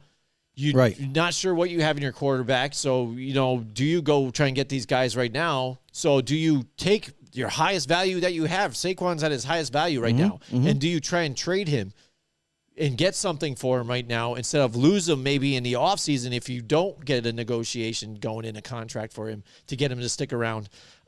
So do you do that to actually to come back with something to get something for him? The problem with that is look at your current team. Right now, he is your golden goose. I see what you're saying. You can get some. You can get and I'm some just being picks. devil's advocate back and forth. You can save money because then you don't have to allocate it to him. But he is your golden goose. He is the only thing holding this offense together. He's the only impactful offensive player that you have. Let's just say, for example, if you do decide to trade him, you get a few picks. You know what I mean, and hopefully that helps you in the draft. But the draft, we all know, is not a guarantee, no matter where you're picking. So you move on from that. Now you don't have a running back. You really don't. Now you have no running back, no go-to guy. And offensively, you have lack of receiving weapons as well. So basically, all you have is a half-rebuilt offensive line and a uncertain quarterback that at this point, you already know he's not the answer. And now they're just making, with Daniel Jones there, they're just kind of making it work until they can get someone. He's just there for now. You already know you need a quarterback, so you're going to start over anyway. So if you go and get a young quarterback, but now you have not, and then you have to kind of rebuild this offense all over again because you don't have Saquon Barkley to rely on. You got nobody. Yeah. Now you have a young quarterback with really nobody to throw to that's proven yet. You know what I mean? Maybe you get someone in a trade. Maybe you sign someone in free agency that's going to help out, much like they thought Kenny Galladay was going to be. And if, in a perfect world, if it kind of all came together and you have a couple of veteran receivers and you drafted another wide receiver and he's starting to make but your running back, you still need to find another answer there. So it's like your offense, fast forward to next season, it's unproven. There's going to be a lot, and I mean a lot of mistakes being made by a new quarterback if he starts. Right. And it's almost like you're taking two steps back when you were kind of on the rise this season. Yeah. And it's like you really only need to change that quarterback and then build around everything else. So I think that they would be farther ahead if they keep Saquon Barkley there on the roster, figure out what they want to do with Daniel Jones in terms of we already anticipate him being moved on from. We already anticipate maybe they can come to grips with maybe holding on to him possibly as a backup in a backup role or say this, financially it's going to work better for both. You get to keep your job technically, and you get to fight for a starting opportunity next season with whoever we bring in, and may the best man win type of deal. I think that might be a better option for the Giants going forward. It could be he wants to look elsewhere too and do that same type of thing. Maybe fight for a job somewhere else. Possibly too. Andy Dalton wanted to do the same thing. And where's that? He's a backup. Yeah. I hear you, but I mean, again, that guy's even been a veteran that's had probably more success than Daniel Jones has. So, but there you go. I mean, for me, again, it's up and down. I think the Jets have a harder time just because the quality that's in that division right now and the way they've been playing with the Dolphins and the Bills, it's a harder road to get to somewhere. I think the Giants, again, if they play like this with nobody, imagine if they get a few pieces next year and can get it going. That's the thing. They can compete, I think, with some of these guys because, again, with the teams like the Cowboys, I think they're on still, despite what people are thinking too, they're on a downhill slope. I think still, they're trending that way. And I think almost if you look at it, you're seeing the offense for the Cowboys being run like it should, probably with Dak Prescott. Almost like Kellen Moore or even Mike McCarthy's like talk to him is like, yo, do this so it's easy for him. Let's stay balanced so we don't make mistakes and blah, blah, blah. You do your thing. And he's doing it. it's different from what we usually see out of Mike McCarthy's offense, right, Joe?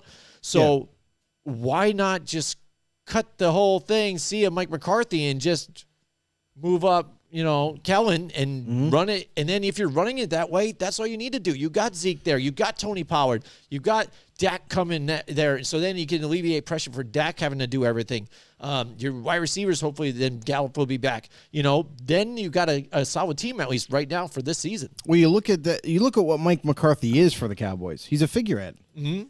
He's a figurehead to take over that head coaching responsibility where Kellen Moore can still focus on offense. I feel like if you were, like we had this conversation before when they were looking for a head coach, and we said, well, Kellen Moore's there. It makes perfect sense. He just slides over into that head coaching role, but still runs the offense. That is a tall task to do. Whenever you're doing both duties, like you're being the head coach and the offensive coordinator, it's an enormous amount of pressure, and a lot of times it doesn't work. Almost every time it doesn't work. There's a couple of head coaches right now currently that are doing two positions in one. Yeah. You look at Josh McDaniels. He's the head coach and he's the offensive coordinator. You look at for the Texans. He's I forgot his name right now, but he's the head coach and he's the D coordinator. Lovie Smith. A lot of times it doesn't work. And I wonder if that's kind of what Jerry Jones was thinking when he was looking for this head coach in vacancy. Like, they probably had the same idea. Oh, yeah, Kellen Moore could just move right over. But do I really want to disrupt anything to do with the offense and have him be distracted? Like, he's calling a different game when it just so seems Mike different. McCarthy is a figurehead. Kellen Moore still is just focused on offense, and he can make sure that runs. And something that has changed for the Dallas Cowboys, despite their lack of a strong offensive line like they used to have, they still have CeeDee Lamb. That's the positive. Michael Gallup is coming back this week. That's another positive. So now they're starting to get back some pieces that they thought they were going to have earlier. Yeah. The other caveat to all this is Tony Pollard is emerging as the starter. He is getting more playing time, and every time he touches the ball, explosive plays happen. And just like kind of what you alluded to earlier in the show, Zeke getting paid a lot of money to not perform. So Tony Pollard is starting to ascend, and every time he gets the ball, and he's getting the ball more often, it seems like the Cowboys' offense is extremely difficult to stop. Pollard just makes things happen. And when you got a playmaker like that, no matter what position he's in, you get him the ball to help this offense grow. So let's see what happens. Dak Prescott is due to come back as well. And that's also the big question in Dallas is they're starting to wonder, now that Dak might be coming back, maybe not this week, but next week, do we even make a quarterback move? Cooper Rush is playing so much better in this offense and not to say he's better than Dak, anything like that, but Cooper Rush, and he fits this offense so well that they're really starting to figure things out, and they're really starting to get things going. Do we disrupt that when Dak is ready to go? Do we pull Rush out and say, oh, nope, Dak's back in, he's healthy, let's go. And then he pulls out. So you got to wonder how Dallas is going to handle this situation, because right now they're having a lot of success with Rush there. And that's a good thing to have. Your backup is able to come in and win games. His job. But when Dak is healthy, I think it's a definite that he's going to be put right back in. Yeah. But is it the right thing? If Dak comes in, especially, he's your guy. You paid him to be that guy. Right. And, that's what he's got. If Dak comes in though, and they're not winning games, and they're struggling on offense, do you put Rush back in again? You know what I mean? Because it creates make people lose their mind. I think it creates a whole issue. Because it's all about winning.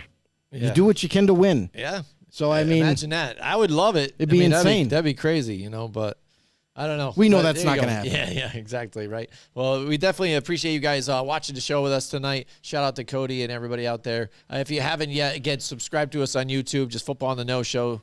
Search it up. We had a good live show a week or so ago, and a lot of people subscribed. We appreciate that. And we got a couple more planned down the road for you guys, too, as well. And also listen to us wherever you can find your podcast, too, in Google and Spotify and Apple Music. I'm going to tell you a little bit about our friends here that sponsor the show, Colorize here. Colorize, the paint professionals, Joe.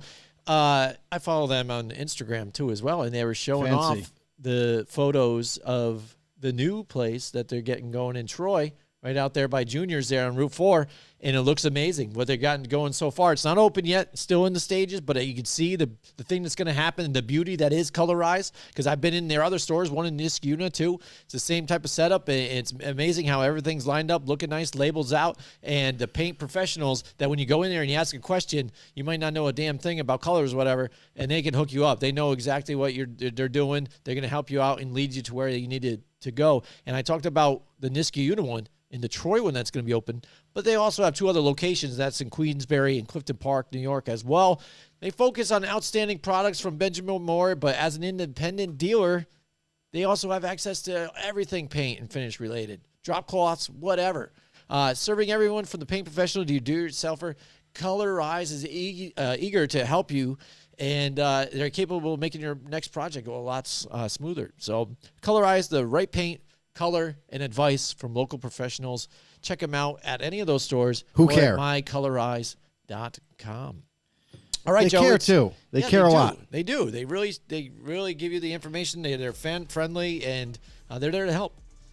Just like that's what we do. We work with people that are helping. Like Mohawk Honda, too. They're like a family. They like to help, go out of their way to please you. That's what Colorize does, too, Joe. All right, here we go. Let's get to picks time, Joe. Let's get into the picks. It's tight still. Picks competition. We still haven't gotten over 500 yet. There we are, it's okay. Sitting there. But I'm all right with it. Yeah. It is what it is. Whatever. This season's jacked up.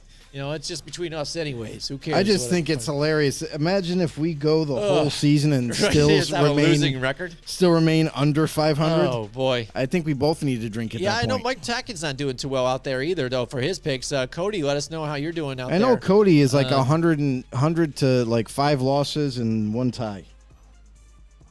No way. He'll tell you that. Oh man, that's fighting words, maybe. It's rumors. Here we go. Rumors. All right, excellent. Well, he can put them on right here. He's the expert. We're just here so we don't get fined. Let's start off with tomorrow night's game, the Indianapolis Colts and the Denver Broncos. Joe, the Indianapolis Colts just again looking inept. Don't like either team. You don't have your Jonathan Taylor, so that's a major factor. Even with him, they were ranked 29th in rushing in the league right now. I'd like to take a mulligan on this one. Terrible. Oh, I know.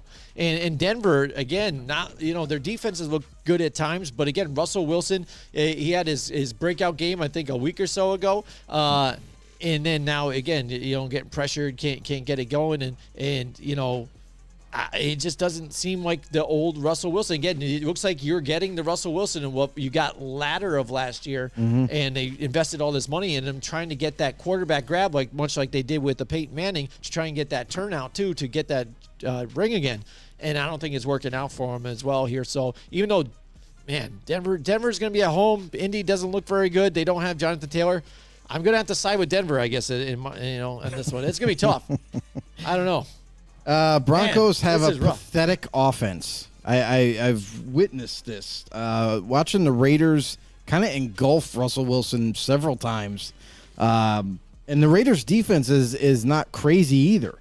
So if they were able to have the success that they were able to against Denver, I will say this. The only thing, the reason why the Broncos have been staying in games is because of their defense. Their defense has been playing admirably well. And you got to expect coming into this game, too, that who are they afraid of, for the Colts offense? I mean, we talked about Michael Pittman Jr. being that go-to guy or whatever, but when you're double-teamed or when you're going to have Patrick Surtain locked onto you, that kind of takes him out of the equation in a sense. So Colts are going to have to find different ways to get the ball down the field. No Jonathan Taylor. He is out of the game. There's a couple other players that are going to be missing from this game as well for the Broncos. Broncos are kind of beat up after that Raiders game. I mean, they got a laundry list of players that are limited all week so far in practice up to this point. A couple of them haven't played.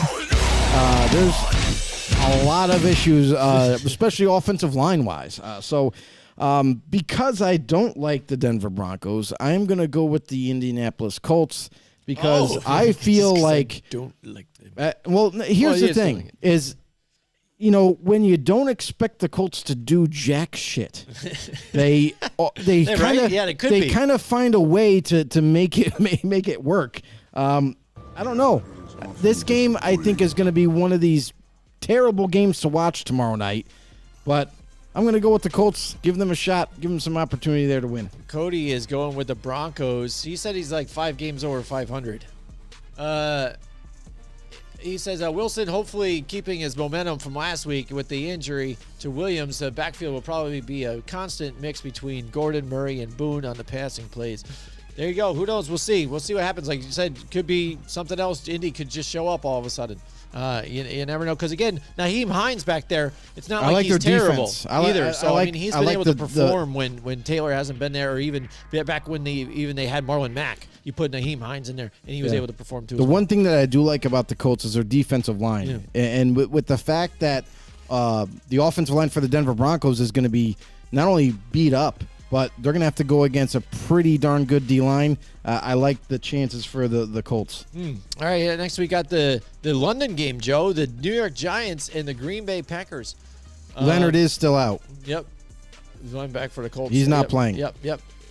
Giants and the Green Bay Packers. Who knows? Giants could press the Packers tough because, like I've said throughout this whole thing, this Packers is early in the morning, mind you. Oh, I know. It's gonna be early. London. I know. I'm wondering if we should just get up for early, have some breakfast, and watch this game or something. Is this going to be on television somewhere? I mean, yeah, it's on local TV. Do they do it? All right, good. I wasn't sure about some of these London games, but Giants, Green Bay again. I think the Green Bay Packers are going to start out early like they do, get a little lethargic, and allow the Giants to come back into this thing, make it close. But again, I think just Green Bay has a little more talent than the Giants do at this point. Even though Aaron Rodgers doesn't like the receivers that he had, I'd still maybe trust them over to some of the guys that we do have. I'm going with the Green Bay Packers on this one. Yeah, I mean, how could you not go with the Packers in this one? Listen, they're both in the Northeast, and they're both going to be going over to across the pond. I just like the Packers' defense and what they've been able to do so far this season. Rashawn Gary's kind of came into his own as a pass rusher and is really getting after it. The Giants, I like the direction they're headed. I know that they're still rebuilding. They still and they're missing so much on offense. Mm-hmm. Like, honestly, at this point, Saquon Barkley is the only weapon they have to utilize. And with this offensive line that's kind of struggled. I mean, I don't know what's going on up front. I don't know if it's communication on the blocking schemes or what have you, but it just seems like there's something off about the Giants O-line play to play. So with the Giants coming in Green Bay, on the football field, I just like veteran leadership, and the Aaron Rodgers and his veterans that are on that Packers team. I think they're going to make up the difference and win. All right, Cody's going with the Packers too. He says as much as he loves the Giants, got to go with the Packers. I said I think we keep it close, but they just flat out have more playmakers than we do. And watch the Giants win. Who knows? And that's what I was going to say. Is I pick against the Giants and they can win. So this is what's positive here. Isn't that how that's why I picked against your Vegas Raiders, Joe, so they can get a win too. Because that's usually when it happens too. When I think you were the problem Raiders, the whole time. Yeah, probably. I was staying on them. I had to get off the train. All right, next. All right, we got the Steelers and the Bills. Steelers again. Now they're going to move on with Kenny Pickett. You would think, after making that switch in that game. Mm-hmm. So the Buffalo Bills again have been playing really hard. They look like the team to beat in the AFC, despite even having some injuries that they had, at times here still. But again, the personnel. The thing about the Bills is we knew this even in the preseason. They have depth because they and even on defense, you saw it in the first couple games too. They switch in guys in and out during the game just to keep everybody fresh. So that's what's good about these guys, too, the depth that they have. And, the Steelers, they've just been reeling right now. On offense and the defense doesn't look very good either. I'm like the Buffalo Bills. Yeah, I mean, it's just clearly the Buffalo Bills. I'm sorry. When you benched Mitch Trubisky, that's your decision that you're not going back to him again. Yeah. You're putting the rookie out there. Listen, the rookie had some success, but he also screwed up, too. And you're going to see that week to week with him. And still, that offensive line's been struggling too for the Steelers. Right. As much as everyone wants to say, they're much improved. I don't see it. But now they also still are without T.J. Watt. They're still waiting for him to get healthy and hopefully come back this year. There's no guarantee of that either. And then you look at what the Bills, what have they done so far? Listen, they surprised us a few times, and I think this is kind of going to be like a statement game for them. They're going to really want to put it to the Steelers at this point. To kind of just show everybody, like, listen, we're still the Buffalo Bills. We're still going to be pushing for this division and farther, maybe the Super Bowl. But the Bills, I think, get more plays than the Steelers do. All right, there we go. It says And you Bills got baby for sure. hands. Cody says that. Yeah, the baby hands right there. That's Got right. baby hands Pickett throwing the ball. Might be the biggest blowout of the week between the Bills' overpowering offense and their defense feasting on rookie what's the quarterback. over-under on picks for this one? Because you got baby hands throwing. Yeah. Is there inclement weather? That's what I want to know. Oh, that's the one thing we're in Buffalo, so I don't know. I haven't checked It could the be forecast, crazy. but it could be raining. It could be I don't know. all But right, next we I got think the, he struggles big time in this one. Yeah. We've got the Chargers and the Browns here now, Joe. Again, Chargers, they're sitting there at 2-2. The Browns too, as well, at the bottom of their division. Kind of keeping afloat. That division's been a little up and down here still, so they're still competitive. Chargers still hanging in the mix despite having the injury to the ribs of their quarterback, and then but also missing some guys here and there. But again, some of the surprise I think for that defense has been struggling at times too with the Chargers. Yeah, I mean, this game is interesting, right? I mean, we've seen Cleveland Browns kind of let us down against the Jets, and we've seen them kind of upset people so far. So this is a tough one because you don't know what kind of Cleveland Browns team you're really getting week to week now. They're also one of those teams where they're kind of like on a roller coaster up and down. Chargers, despite the injuries that they've battled thus far, they've been able to kind of still keep it together. Joey Bosa, done for the year. That's going to be a relief to Cleveland Browns, and Jacoby Brissett doesn't have to worry about him. But you still got to worry about Khalil Mack. So look for them to kind of concentrate and double team him, keep him out of the backfield. But I still got faith in the Chargers in this one. I think the Chargers are going to end up going into Cleveland, and with the defense that they've put together, their secondary is really good. And then with Herbert, as long as he can kind of still remain healthy, I think it's hard to pick against the Chargers. Yeah, I think so too. And you got to get Austin Eckler going too. Get him chug along like you did last year. He'd be a big part of this offense. And the Browns, they're going to still try and pound the rock. That's their game. It just you saw last week when Jacoby Brissett had to try and win them the game through that pick at the end. It just couldn't get it done. It was almost there, but that's the thing, and that's why he's a backup and he's not your starter. So I like the Chargers too as well in this one. Cody says this one's going to be a tough game, but I'm going to be picking the Chargers. It's close, but Herbert is the QB. I'm betting on to pull out the win. There you go. And we got the Chicago Bears and the Vikings. The Bears, again, are kind of who we thought they were, I guess. I don't know what their identity is. I don't know. I don't know what's happening. I thought the Bears were going to win last week. I really did. So did I. I thought they had every opportunity. And then I think Cody had brought it up today, too. They had fell for every single play-action pass, on defense, and just couldn't get it going even. The offense has been pretty bad too as well. Vikings, they've been not very good even too with the Kirk Cousins being MVP. That conversation's got to be out the window now too, because he's looking really bad and not being able to get to the weapons that he has. I mean, plus you were able to get your running back too and Dalvin Cook here, so I think that's going to be great for the Vikings here and finally have their complete offense. If there's any team to play to try and bounce back for Kirk Cousins and get it done, I think this is it. Vikings at home against the Bears. I like the Vikings here in a tough divisional matchup. Yeah, this is where the Vikings can kind of make a statement and keep ascending in that division. Yeah. The Vikings, listen, the one thing that I've been pleasantly surprised about them is, everybody was kind of hyping up Kirk Cousins this year and saying, oh, well, just like you said, MVP status possibly, offense is really going to be, racking up the points. But defensively, the Vikings defense has been a pleasant surprise. They have been playing off the wall good. And then you have the Chicago Bears, who is an interesting team, to say the least. Offensively, still feel like they're struggling from time to time. Defensively, their defenses on the football field were kind of way too often. So that alone, it doesn't spell too much success there. So I'm going to go with Minnesota. All right, here we go. Cody is going with the Vikings. He says Vikings have been weird, but the Bears have just been bad on offense. And he goes, I think the Vikings win this one. He's given a score 24-7. So he's actually giving the Bears blowout, 7 points. That's interesting there. We should write down Cody's picks that he has on there too, maybe. All right. I don't get paid that much. Yeah, no, I really don't feel like doing that either. I'm not a statistician. All right, here we go. The Lions down, the Detroit Lions and the New England Patriots. Yikes. Again, oh, this is going to be rough. Again, let's see what we're going to get out of the Patriots again. I love it. Yeah, it's going to be tough, but you know what? Patriots do play tough at home. You got that whirling winds and stuff in that stadium. I think that they're going to be ready to play. I think injuries barring, I think the Lions have enough if everybody's healthy to pull off the victory in this one, though. But what do you think, Joe? Yeah, this is a tough one because you have, just like Cody kind of brought up in the chat, he's like, you got the Lions' number one offense, and they also have the worst defense.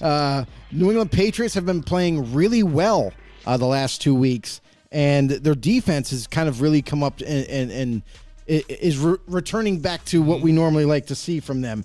Offensively, in this one, I expect Mac Jones not to be able to play. It looks like they're going to be down. Who knows? Maybe Bailey Zappe gets the start for them. I don't think that necessarily spells success for New England, but I do like what the battle's going to be. This one's going to be determined by the Patriots defense versus the Lions offense. And I know that defenses usually win games, but I'm going to go with the Lions visiting New England and stealing a win out of New England. Oh, man. You are a smelly pirate hooker. So aren't you? All right. Excellent. Here we go. Cody said, let's go Lions. I think the Lions offense keeps rolling, and the Lions pull ahead late in the game. How about that? He's calling all of his shots on this one. All right, we got the Seahawks and the New Orleans Saints. Saints embarrassed me again last week. Like, what the hell are you doing here? This one's not easy at all. Yeah, it was tough. But, again, Andy Dalton couldn't get it done, and that's what you're there to try and do that type of stuff, and you can't do it. Seahawks riding high, but, they are not at home, and I think they just play that much better at home. Geno Smith is rocking and rolling with what he's got, but I don't know. Maybe the Saints can come rushing in and pull the win out of this one here. I don't know about this one. It's tough. This is rough because here's the thing: is like, do you believe or do you not believe? Well, it's not about believe or not believe. It's more about who they're going to have at quarterback. Right now, Jameis Winston is not practiced up to this point. They are missing guys like P.J. Williams, their starting corner. Michael Thomas hasn't practiced yet. He has a foot injury. So I wonder just what kind of a team is the Saints going to be, lined up, what they're going to have roster-wise. The Seattle Seahawks, we've seen what they've been able to do thus far. They've shown some flashes of success. I liked what they have going on defensively. Even though they are in New Orleans, I'm just not really sure about what they're going to have as a starting lineup. So because of the uncertainty, I'm going to go with Seattle. All right, there you go. All right, next up we've got the Miami Dolphins and the New York Jets here, Joe. This is the time to see what the Jets are made of here. Fighting a divisional opponent. They got to see what their ceiling could be here. Or do we see another receipt taken here? Cody says, as much as the Seahawks have been overperforming, I think the Saints win in a low-scoring game. Cameron Jordan and Marshawn Lattimore going to make Geno Smith's life hell this week. We'll see. They've, haven't been very effective lately. So let's see if this, again, one of these teams where the Seahawks should be like retooling or rebuilding right now, should be a winnable game for the New Orleans Saints here. But the Dolphins and Jets, again, even with Teddy Bridgewater in, if he started to look better. Like when he first came in, when Tua first had the first concussion, a little rough, but since then he's been a really good command of that offense and getting it going. And I think these other receivers are really sticking behind him too. And to have the weapons that you have too, I mean, it's amazing too. That'll always make you look better. But I like the Miami Dolphins in this one. Even though the Jets might try and play him hard in this one. The one thing that I've always liked about Zach Wilson is like a lot of his ad-lib plays. Plays that kind of break down, and he's able to utilize his legs, whether it be running the football or just creating more time and getting the football down the field to none other than Corey Davis. And I feel like this is not only it's going to be his second time playing, but we saw him kind of dust off a little bit of that rust that we kind of talked about last week. And I think it's going to continue going into this week. The Jets have been playing everybody pretty tough, despite the injuries that they sustained before the season even started. Mekhi Becton goes down. But you got to like, too, their draft pick, Max Mitchell, who came in out of Louisiana. And he's kind of... Right now, he's on the injury report. Not really sure if he's going to play or not, but if he does, it's going to give them a much better chance to win the game. The Dolphins, no more Tua. He's going to be held out, as you could have already guessed, with how much trouble the Dolphins are probably going to end up getting in. But also, they have one of the longest lists for injuries I have seen thus far. Because of how banged up they are and not with their starting quarterback. I'm going to go with the Jets in this one at home. All right. Cody calls it, too. He's saying it's an upset alert. He's going to Jets, too. Jets coming in and shocking Teddy Bridgewater-led Dolphins. All right, next we've got the Falcons and the Buccaneers. Oh, yeah, again, this one, too, man. The divisional opponents here, but the Bucs, can't seem to get it going. Falcons are riding high, Zoe Carter is loving what they're doing again because a lot of people counting them out, but he said we got a bunch of dogs here. We're all playing hard. We're getting it going. But I think the Bucs stops here on this one. Ooh, I like that. I like a little segue in there. Because, again, this defense, the way it's playing, I think is still enough to keep the Falcons down. And I think now you're getting your weapons back here for Tom Brady. You're getting – when you still have Leonard Fournette and you have Mike Evans and now Chris Godwin should be able to play in this game, even though he got banged up in that last game. They should all be there, so you should be able to get it going despite the injuries that you have on that offensive line and how porous it is. I can see the Bucs turning around and getting it going here at home against the Falcons. So I'm going to go with the Tampa Bay Buccaneers. The Buccaneers also are going to get a little bit more healthier. They're starting to get the receivers back.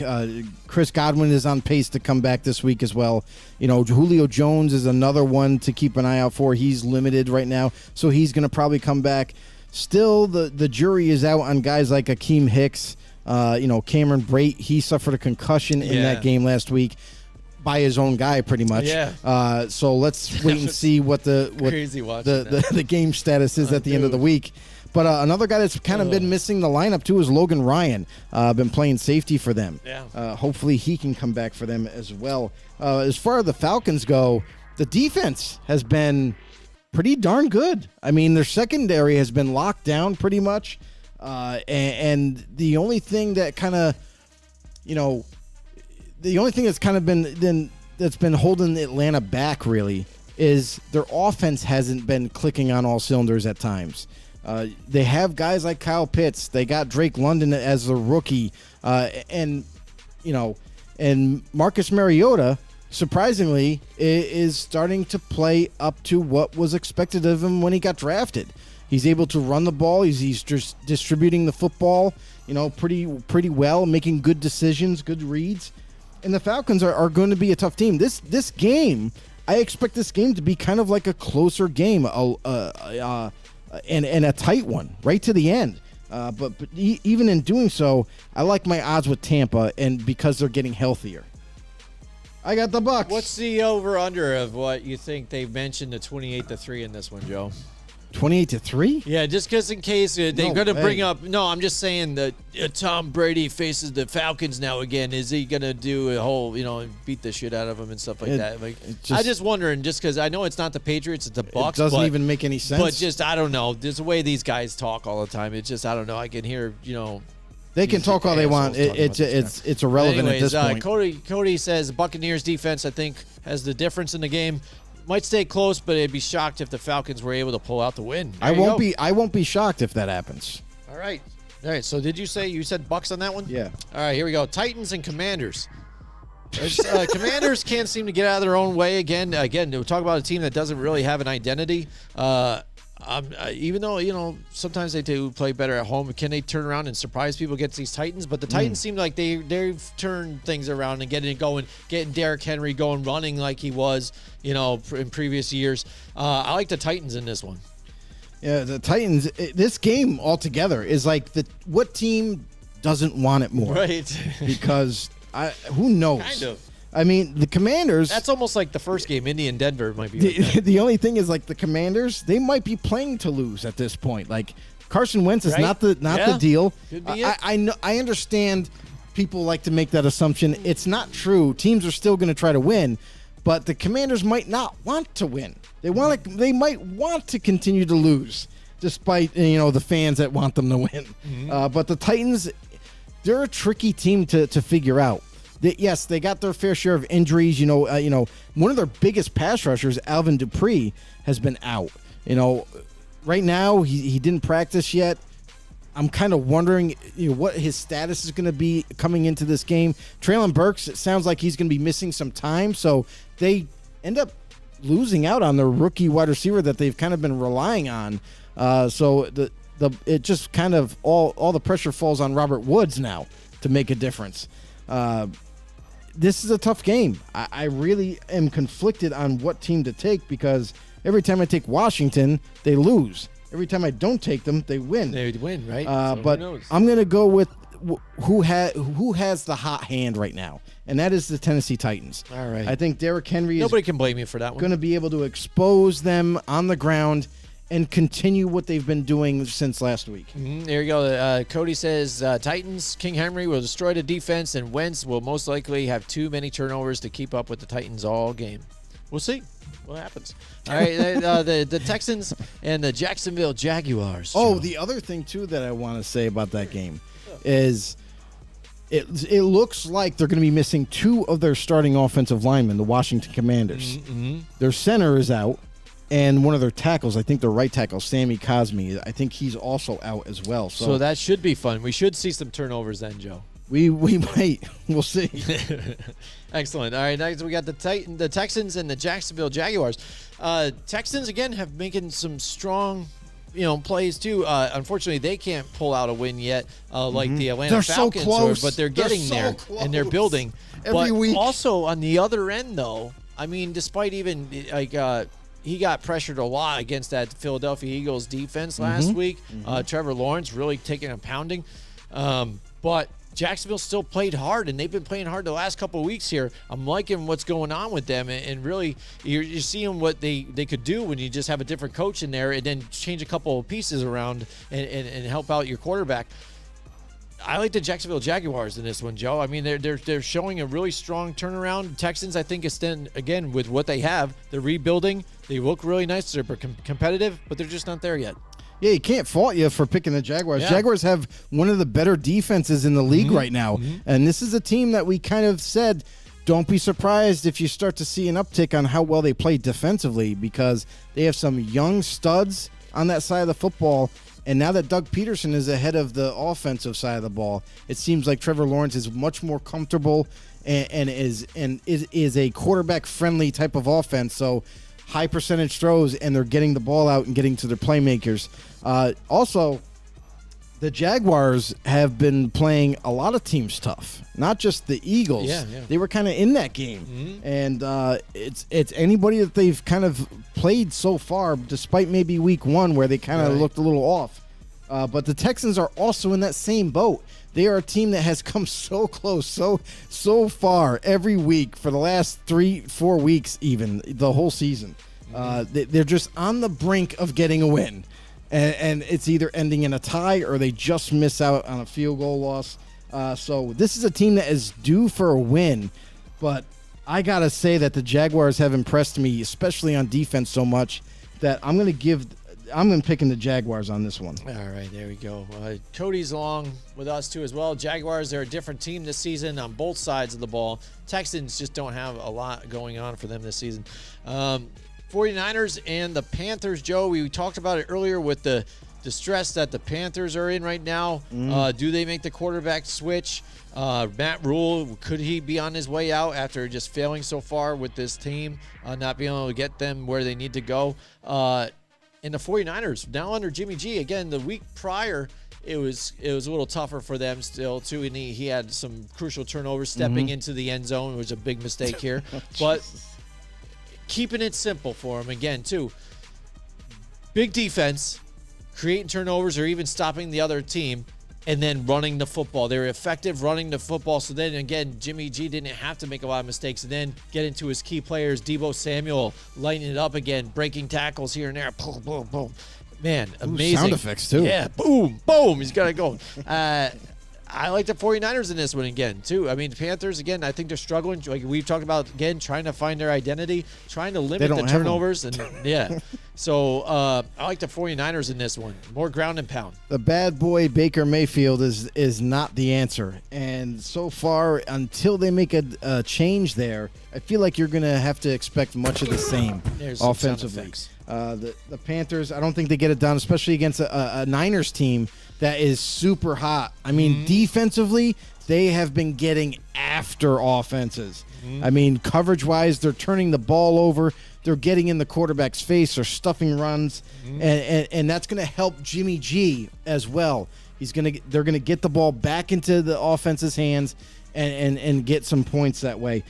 Despite not having Elijah Mitchell still, Jeff Wilson Jr. has kind of been able to make it work in the run game. But the Niners, to me, all day long, even though they have to travel to the East Coast, it's a 4 o'clock game, so it's not that much of a difference. Yeah, absolutely. All right, here we got the Cowboys and the Rams. Well, first we get to go. Cody's going to go with the 49ers too. Baker's not the answer for the team. And as long as he's a quarterback, you probably won't see me picking them most weeks. All right, there you go. Put that disclaimer in. Good job. Most. We'll just change it maybe if I need to. All right, Cowboys, Rams.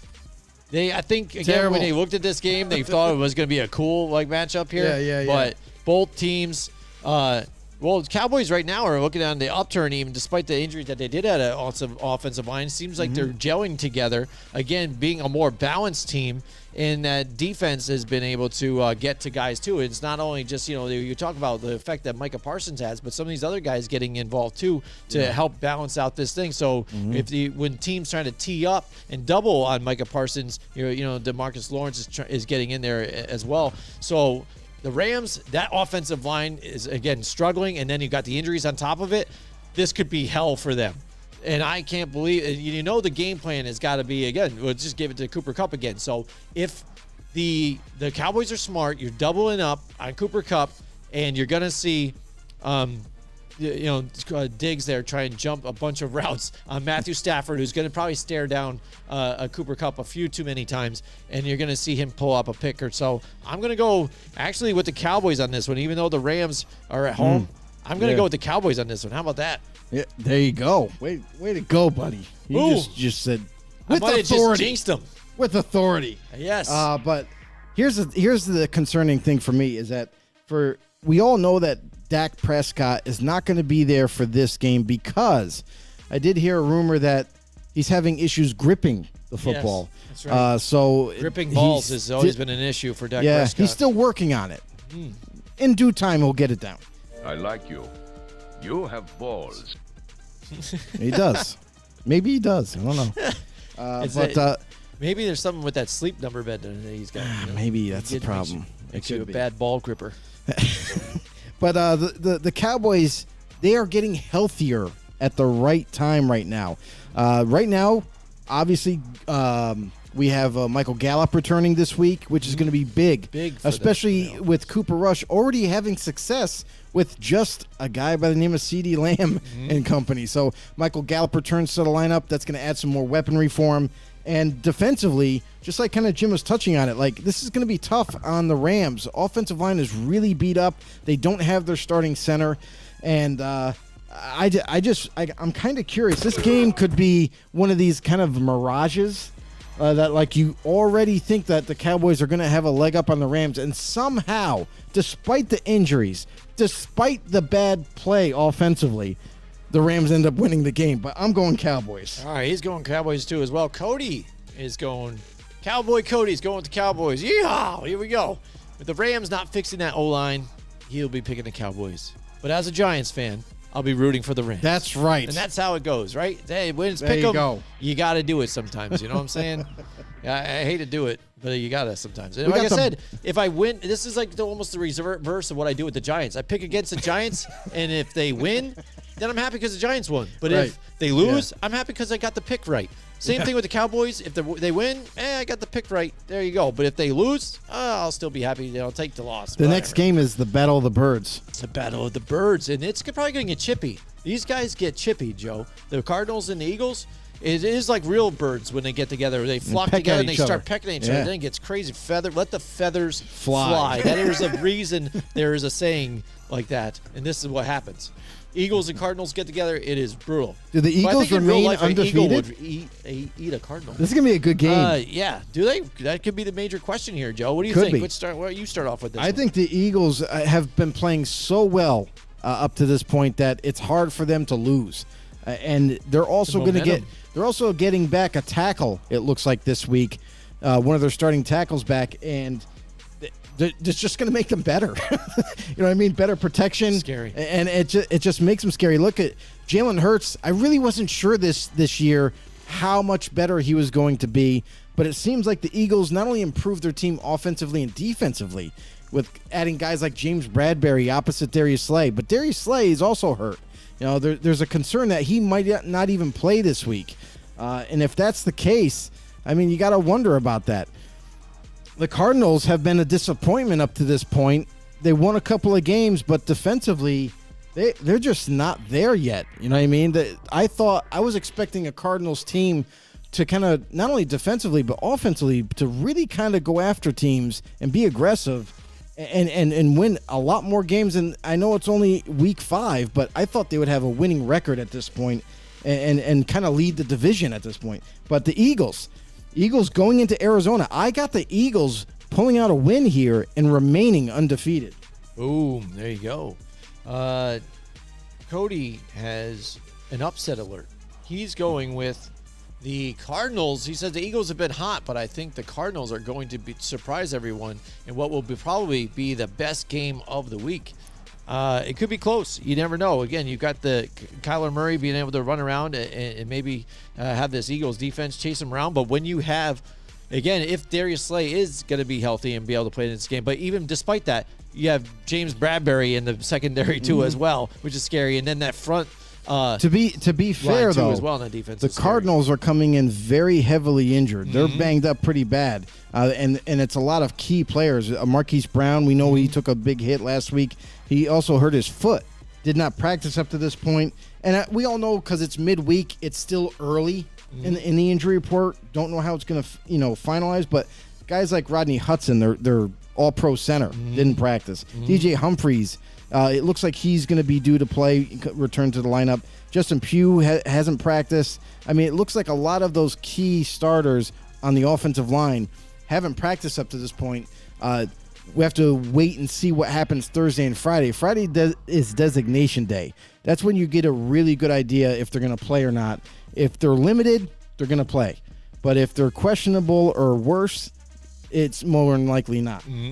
Absolutely. All right, so I'm going with the Eagles too as well, Joe. I think it's just too much for the Cardinals to handle right now at this point. The Bengals. I don't, honestly, like Cody says, upset. I don't think it would be that major of an upset. 'Cause It's a team that is expected to win some big games this year, and they've been one of those disappointing teams. Yeah, because even with the personnel that they do have on the team over together when they're fully healthy, I mean, And now no Andy Isabella doesn't Yeah, have a right. job. Yeah. Unbelievable. Well, there you go. And now you've got the Bengals and the Ravens, and I think this is one of these. He goes hashtag lone wolf, and he goes the Bengals and the Ravens again. This is going to be a good, I think, Sunday night game, and this is what they wanted it to be, I think, because again, Bengals finally be able to looks like to right the ship, find their own, get things going, and it's right at the perfect time because again, the Ravens are finding their struggles now. So what are we going to get out of these guys here? Lamar Jackson's still getting, his due diligence and getting his stuff done, but these two get to face each other in a big rivalry here with the Ravens and the Bengals. Ravens at home, I might just give them the edge on that one just because they have been able to perform well, beat the teams that they kind of should, but they're at home. I think I like the home field advantage for them. And the Bengals, again, just getting it going, but I want to see more from these guys.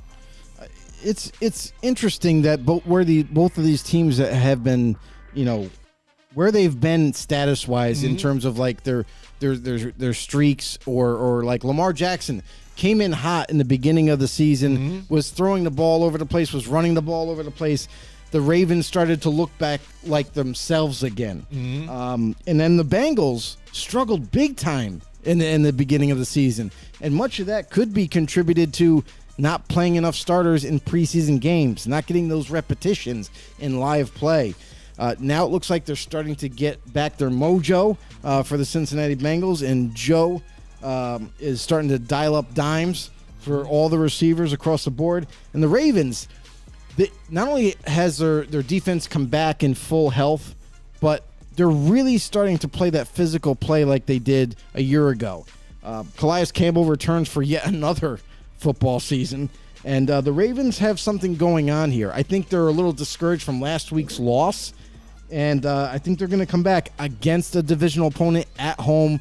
It's very hard to play there in Baltimore. I'm going to go with the Ravens as well. Yeah, Cody's saying the same exact thing. It's going to be a shootout for sure, too, as well. I hope it's going to be good. For a Sunday night game, this is everything I think we asked for. I think in this one, two young quarterbacks, at the upper echelon of the game and of the sport right now, to see them face each other, and to where we're going to see them play again down the road, for their next game, because they're in the same division, but perhaps a third time in the playoffs, though, too. So that could be exciting, where really implications matter. Next, now finally, we got the Monday Night Football game, Joe. The Vegas Raiders and the Kansas City Chiefs.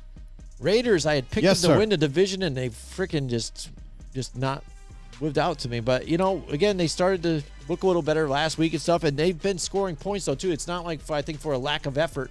They've been playing pretty well, just couldn't get it done, seal the deal. Kansas City, the only loss that they did have was against the Indianapolis Colts, but they've been able to face some of these other bigger name teams and handle them. Yeah. Handle them easily. That game was pretty much in the bag last week, despite, even letting them come back a little bit too, kind of playing a little more lax in the end of the game, allowing the Bucs to get a little something here.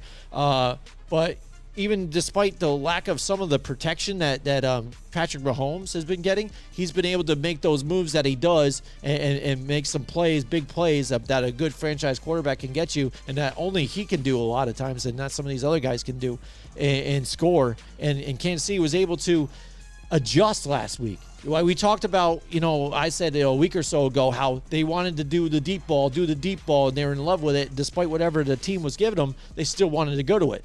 Last week, the Bucs said, "Nuh-uh, we're not giving you the deep ball. You got to figure something else out." So they tried to play the short game, have Patrick Mahomes roll out, threaten the run, and then just do the flick passes, dish it off to some of his shorter route type of guys, and get it involved. So this is going to be a tough game because it is a rivalry here, but I think I like Kansas City at home. Yeah, the Chiefs' offense really hasn't changed. It's more of Patrick Mahomes wanting to go deep. Because if you remember when he had Tyreek Hill, that was always a thing. He was always looking down the field and not taking right away what the defense was giving him. Same thing is happening this year. He's still wanting to push it down the field, but it's not there like it used to be. So he's having to be forced to dump it down to Travis Kelce. And this is the other thing, too, is whatever team that has played Kansas City thus far, I still haven't seen any defensive coordinator kind of make it a point to keep Travis Kelce out of the game. Or at least, right. I know you're not going to stop him. I get that. He's too good of a player. But at least limit him in some form or fashion. 4 catches for like 30 yards or something like that. Don't let him kill you like he did last week. He killed Tampa. And they were utilizing... the one thing that I will say is Andy Reid is probably one of the most gifted offensive minds I have ever seen in the NFL. I mean, this guy comes up with such unique and creative offensive plays that no one's seen in the NFL. To the point where, everyone's like, what are they doing? A tight end? Wait, Patrick Mahomes is in shotgun. Okay. Tight end is in motion. He's calling out a play, and then the tight end lines up, gets the snap, and runs it into the goal line. These are so creative, and that's what kind of keeps a lot of defenses on their heels, is because Andy Reid is so clever to the point where not only is this team good, but on top of that, now you got to deal with Andy Reid, the genius offensive mind he is, on top of it all. It's crazy. So it's really difficult to stop the Chiefs' offense. You can only hope to slow it down. I don't know if the Raiders are going to be up to it. Like, this is a team that is still learning the nuances of offense and the defense that has been brought in. And we're hearing that none other than Devontae Adams, Derek Carr, have all said that the offense that has been implemented by Josh McDaniels is one of the most difficult offenses they've ever had to learn. And it's almost like they have to learn how to speak Mandarin, is how they worded it. So, and learn it that way. So, I mean, because they are not all on the same page all the time, I feel like that's what's going to hold back the Raiders in this game. Because when you play the Chiefs, you got to score early and stay ahead. Because if you don't do that, 9 times out of 10, you lose the game. So, with that being said, I'm going to stick, because it's in Kansas City, really hard place to play, I'm going to go with the Chiefs as well. All right, there you go. Cody Raptor says, sorry, Joe, but the Chiefs are on fire. And while this game won't be a blowout, he thinks, I just think that the Raiders can beat the Chiefs the way I think that's what he means. Can't beat the Chiefs the way they're playing. I think that's what he means. Not can't. Well, we thought that about the Colts. Yeah, I know. So, exactly. It could be anything. Yeah, so honestly, it is what it is. We don't know. Honestly, we're only guessing, right? It's real simple. It really is just simple, too. If you can, that's what I thought, Cody. If you can slow down Travis Kelce and make Mahomes go somewhere different, you have to play man. You have to be able to play good man coverage, and that's how you beat the Chiefs. Yeah, you just it's the only way to do it. Yep. The only way to do it. Absolutely. Hashtag any given Sunday. Cody says. Hashtag know-it-alls. I say hashtag know-it-alls. That's right, Joe. And speaking of hashtag know-it-alls, we want to thank all you guys know-it-alls out there for joining us. Again, that's it for our show tonight. Again, if you haven't, join our Facebook group, Football on the Know Show. Search us on YouTube, Football on the Know Show, and hit the subscribe button too as well. That's right. Hit the notification bell, let you know every time we go live. And if you like to listen to us on the go, you check it out on Spotify. Anywhere you get your podcasts. Anywhere. You name it, we're there. Yep, hit the follow button. So we'll see how this plays out like, for share, next week. But comment next time. Don't be shy. See, our boy Cody Raptor was very lively in the chat. We like it. And we're the most interactive NFL talk show out there. So help us prove that. All right. Tune in next week. Excellent. I'll see you guys next time. Join us next week from 8 till 10 Wednesday nights for more Football on the Know with Jim and Joe.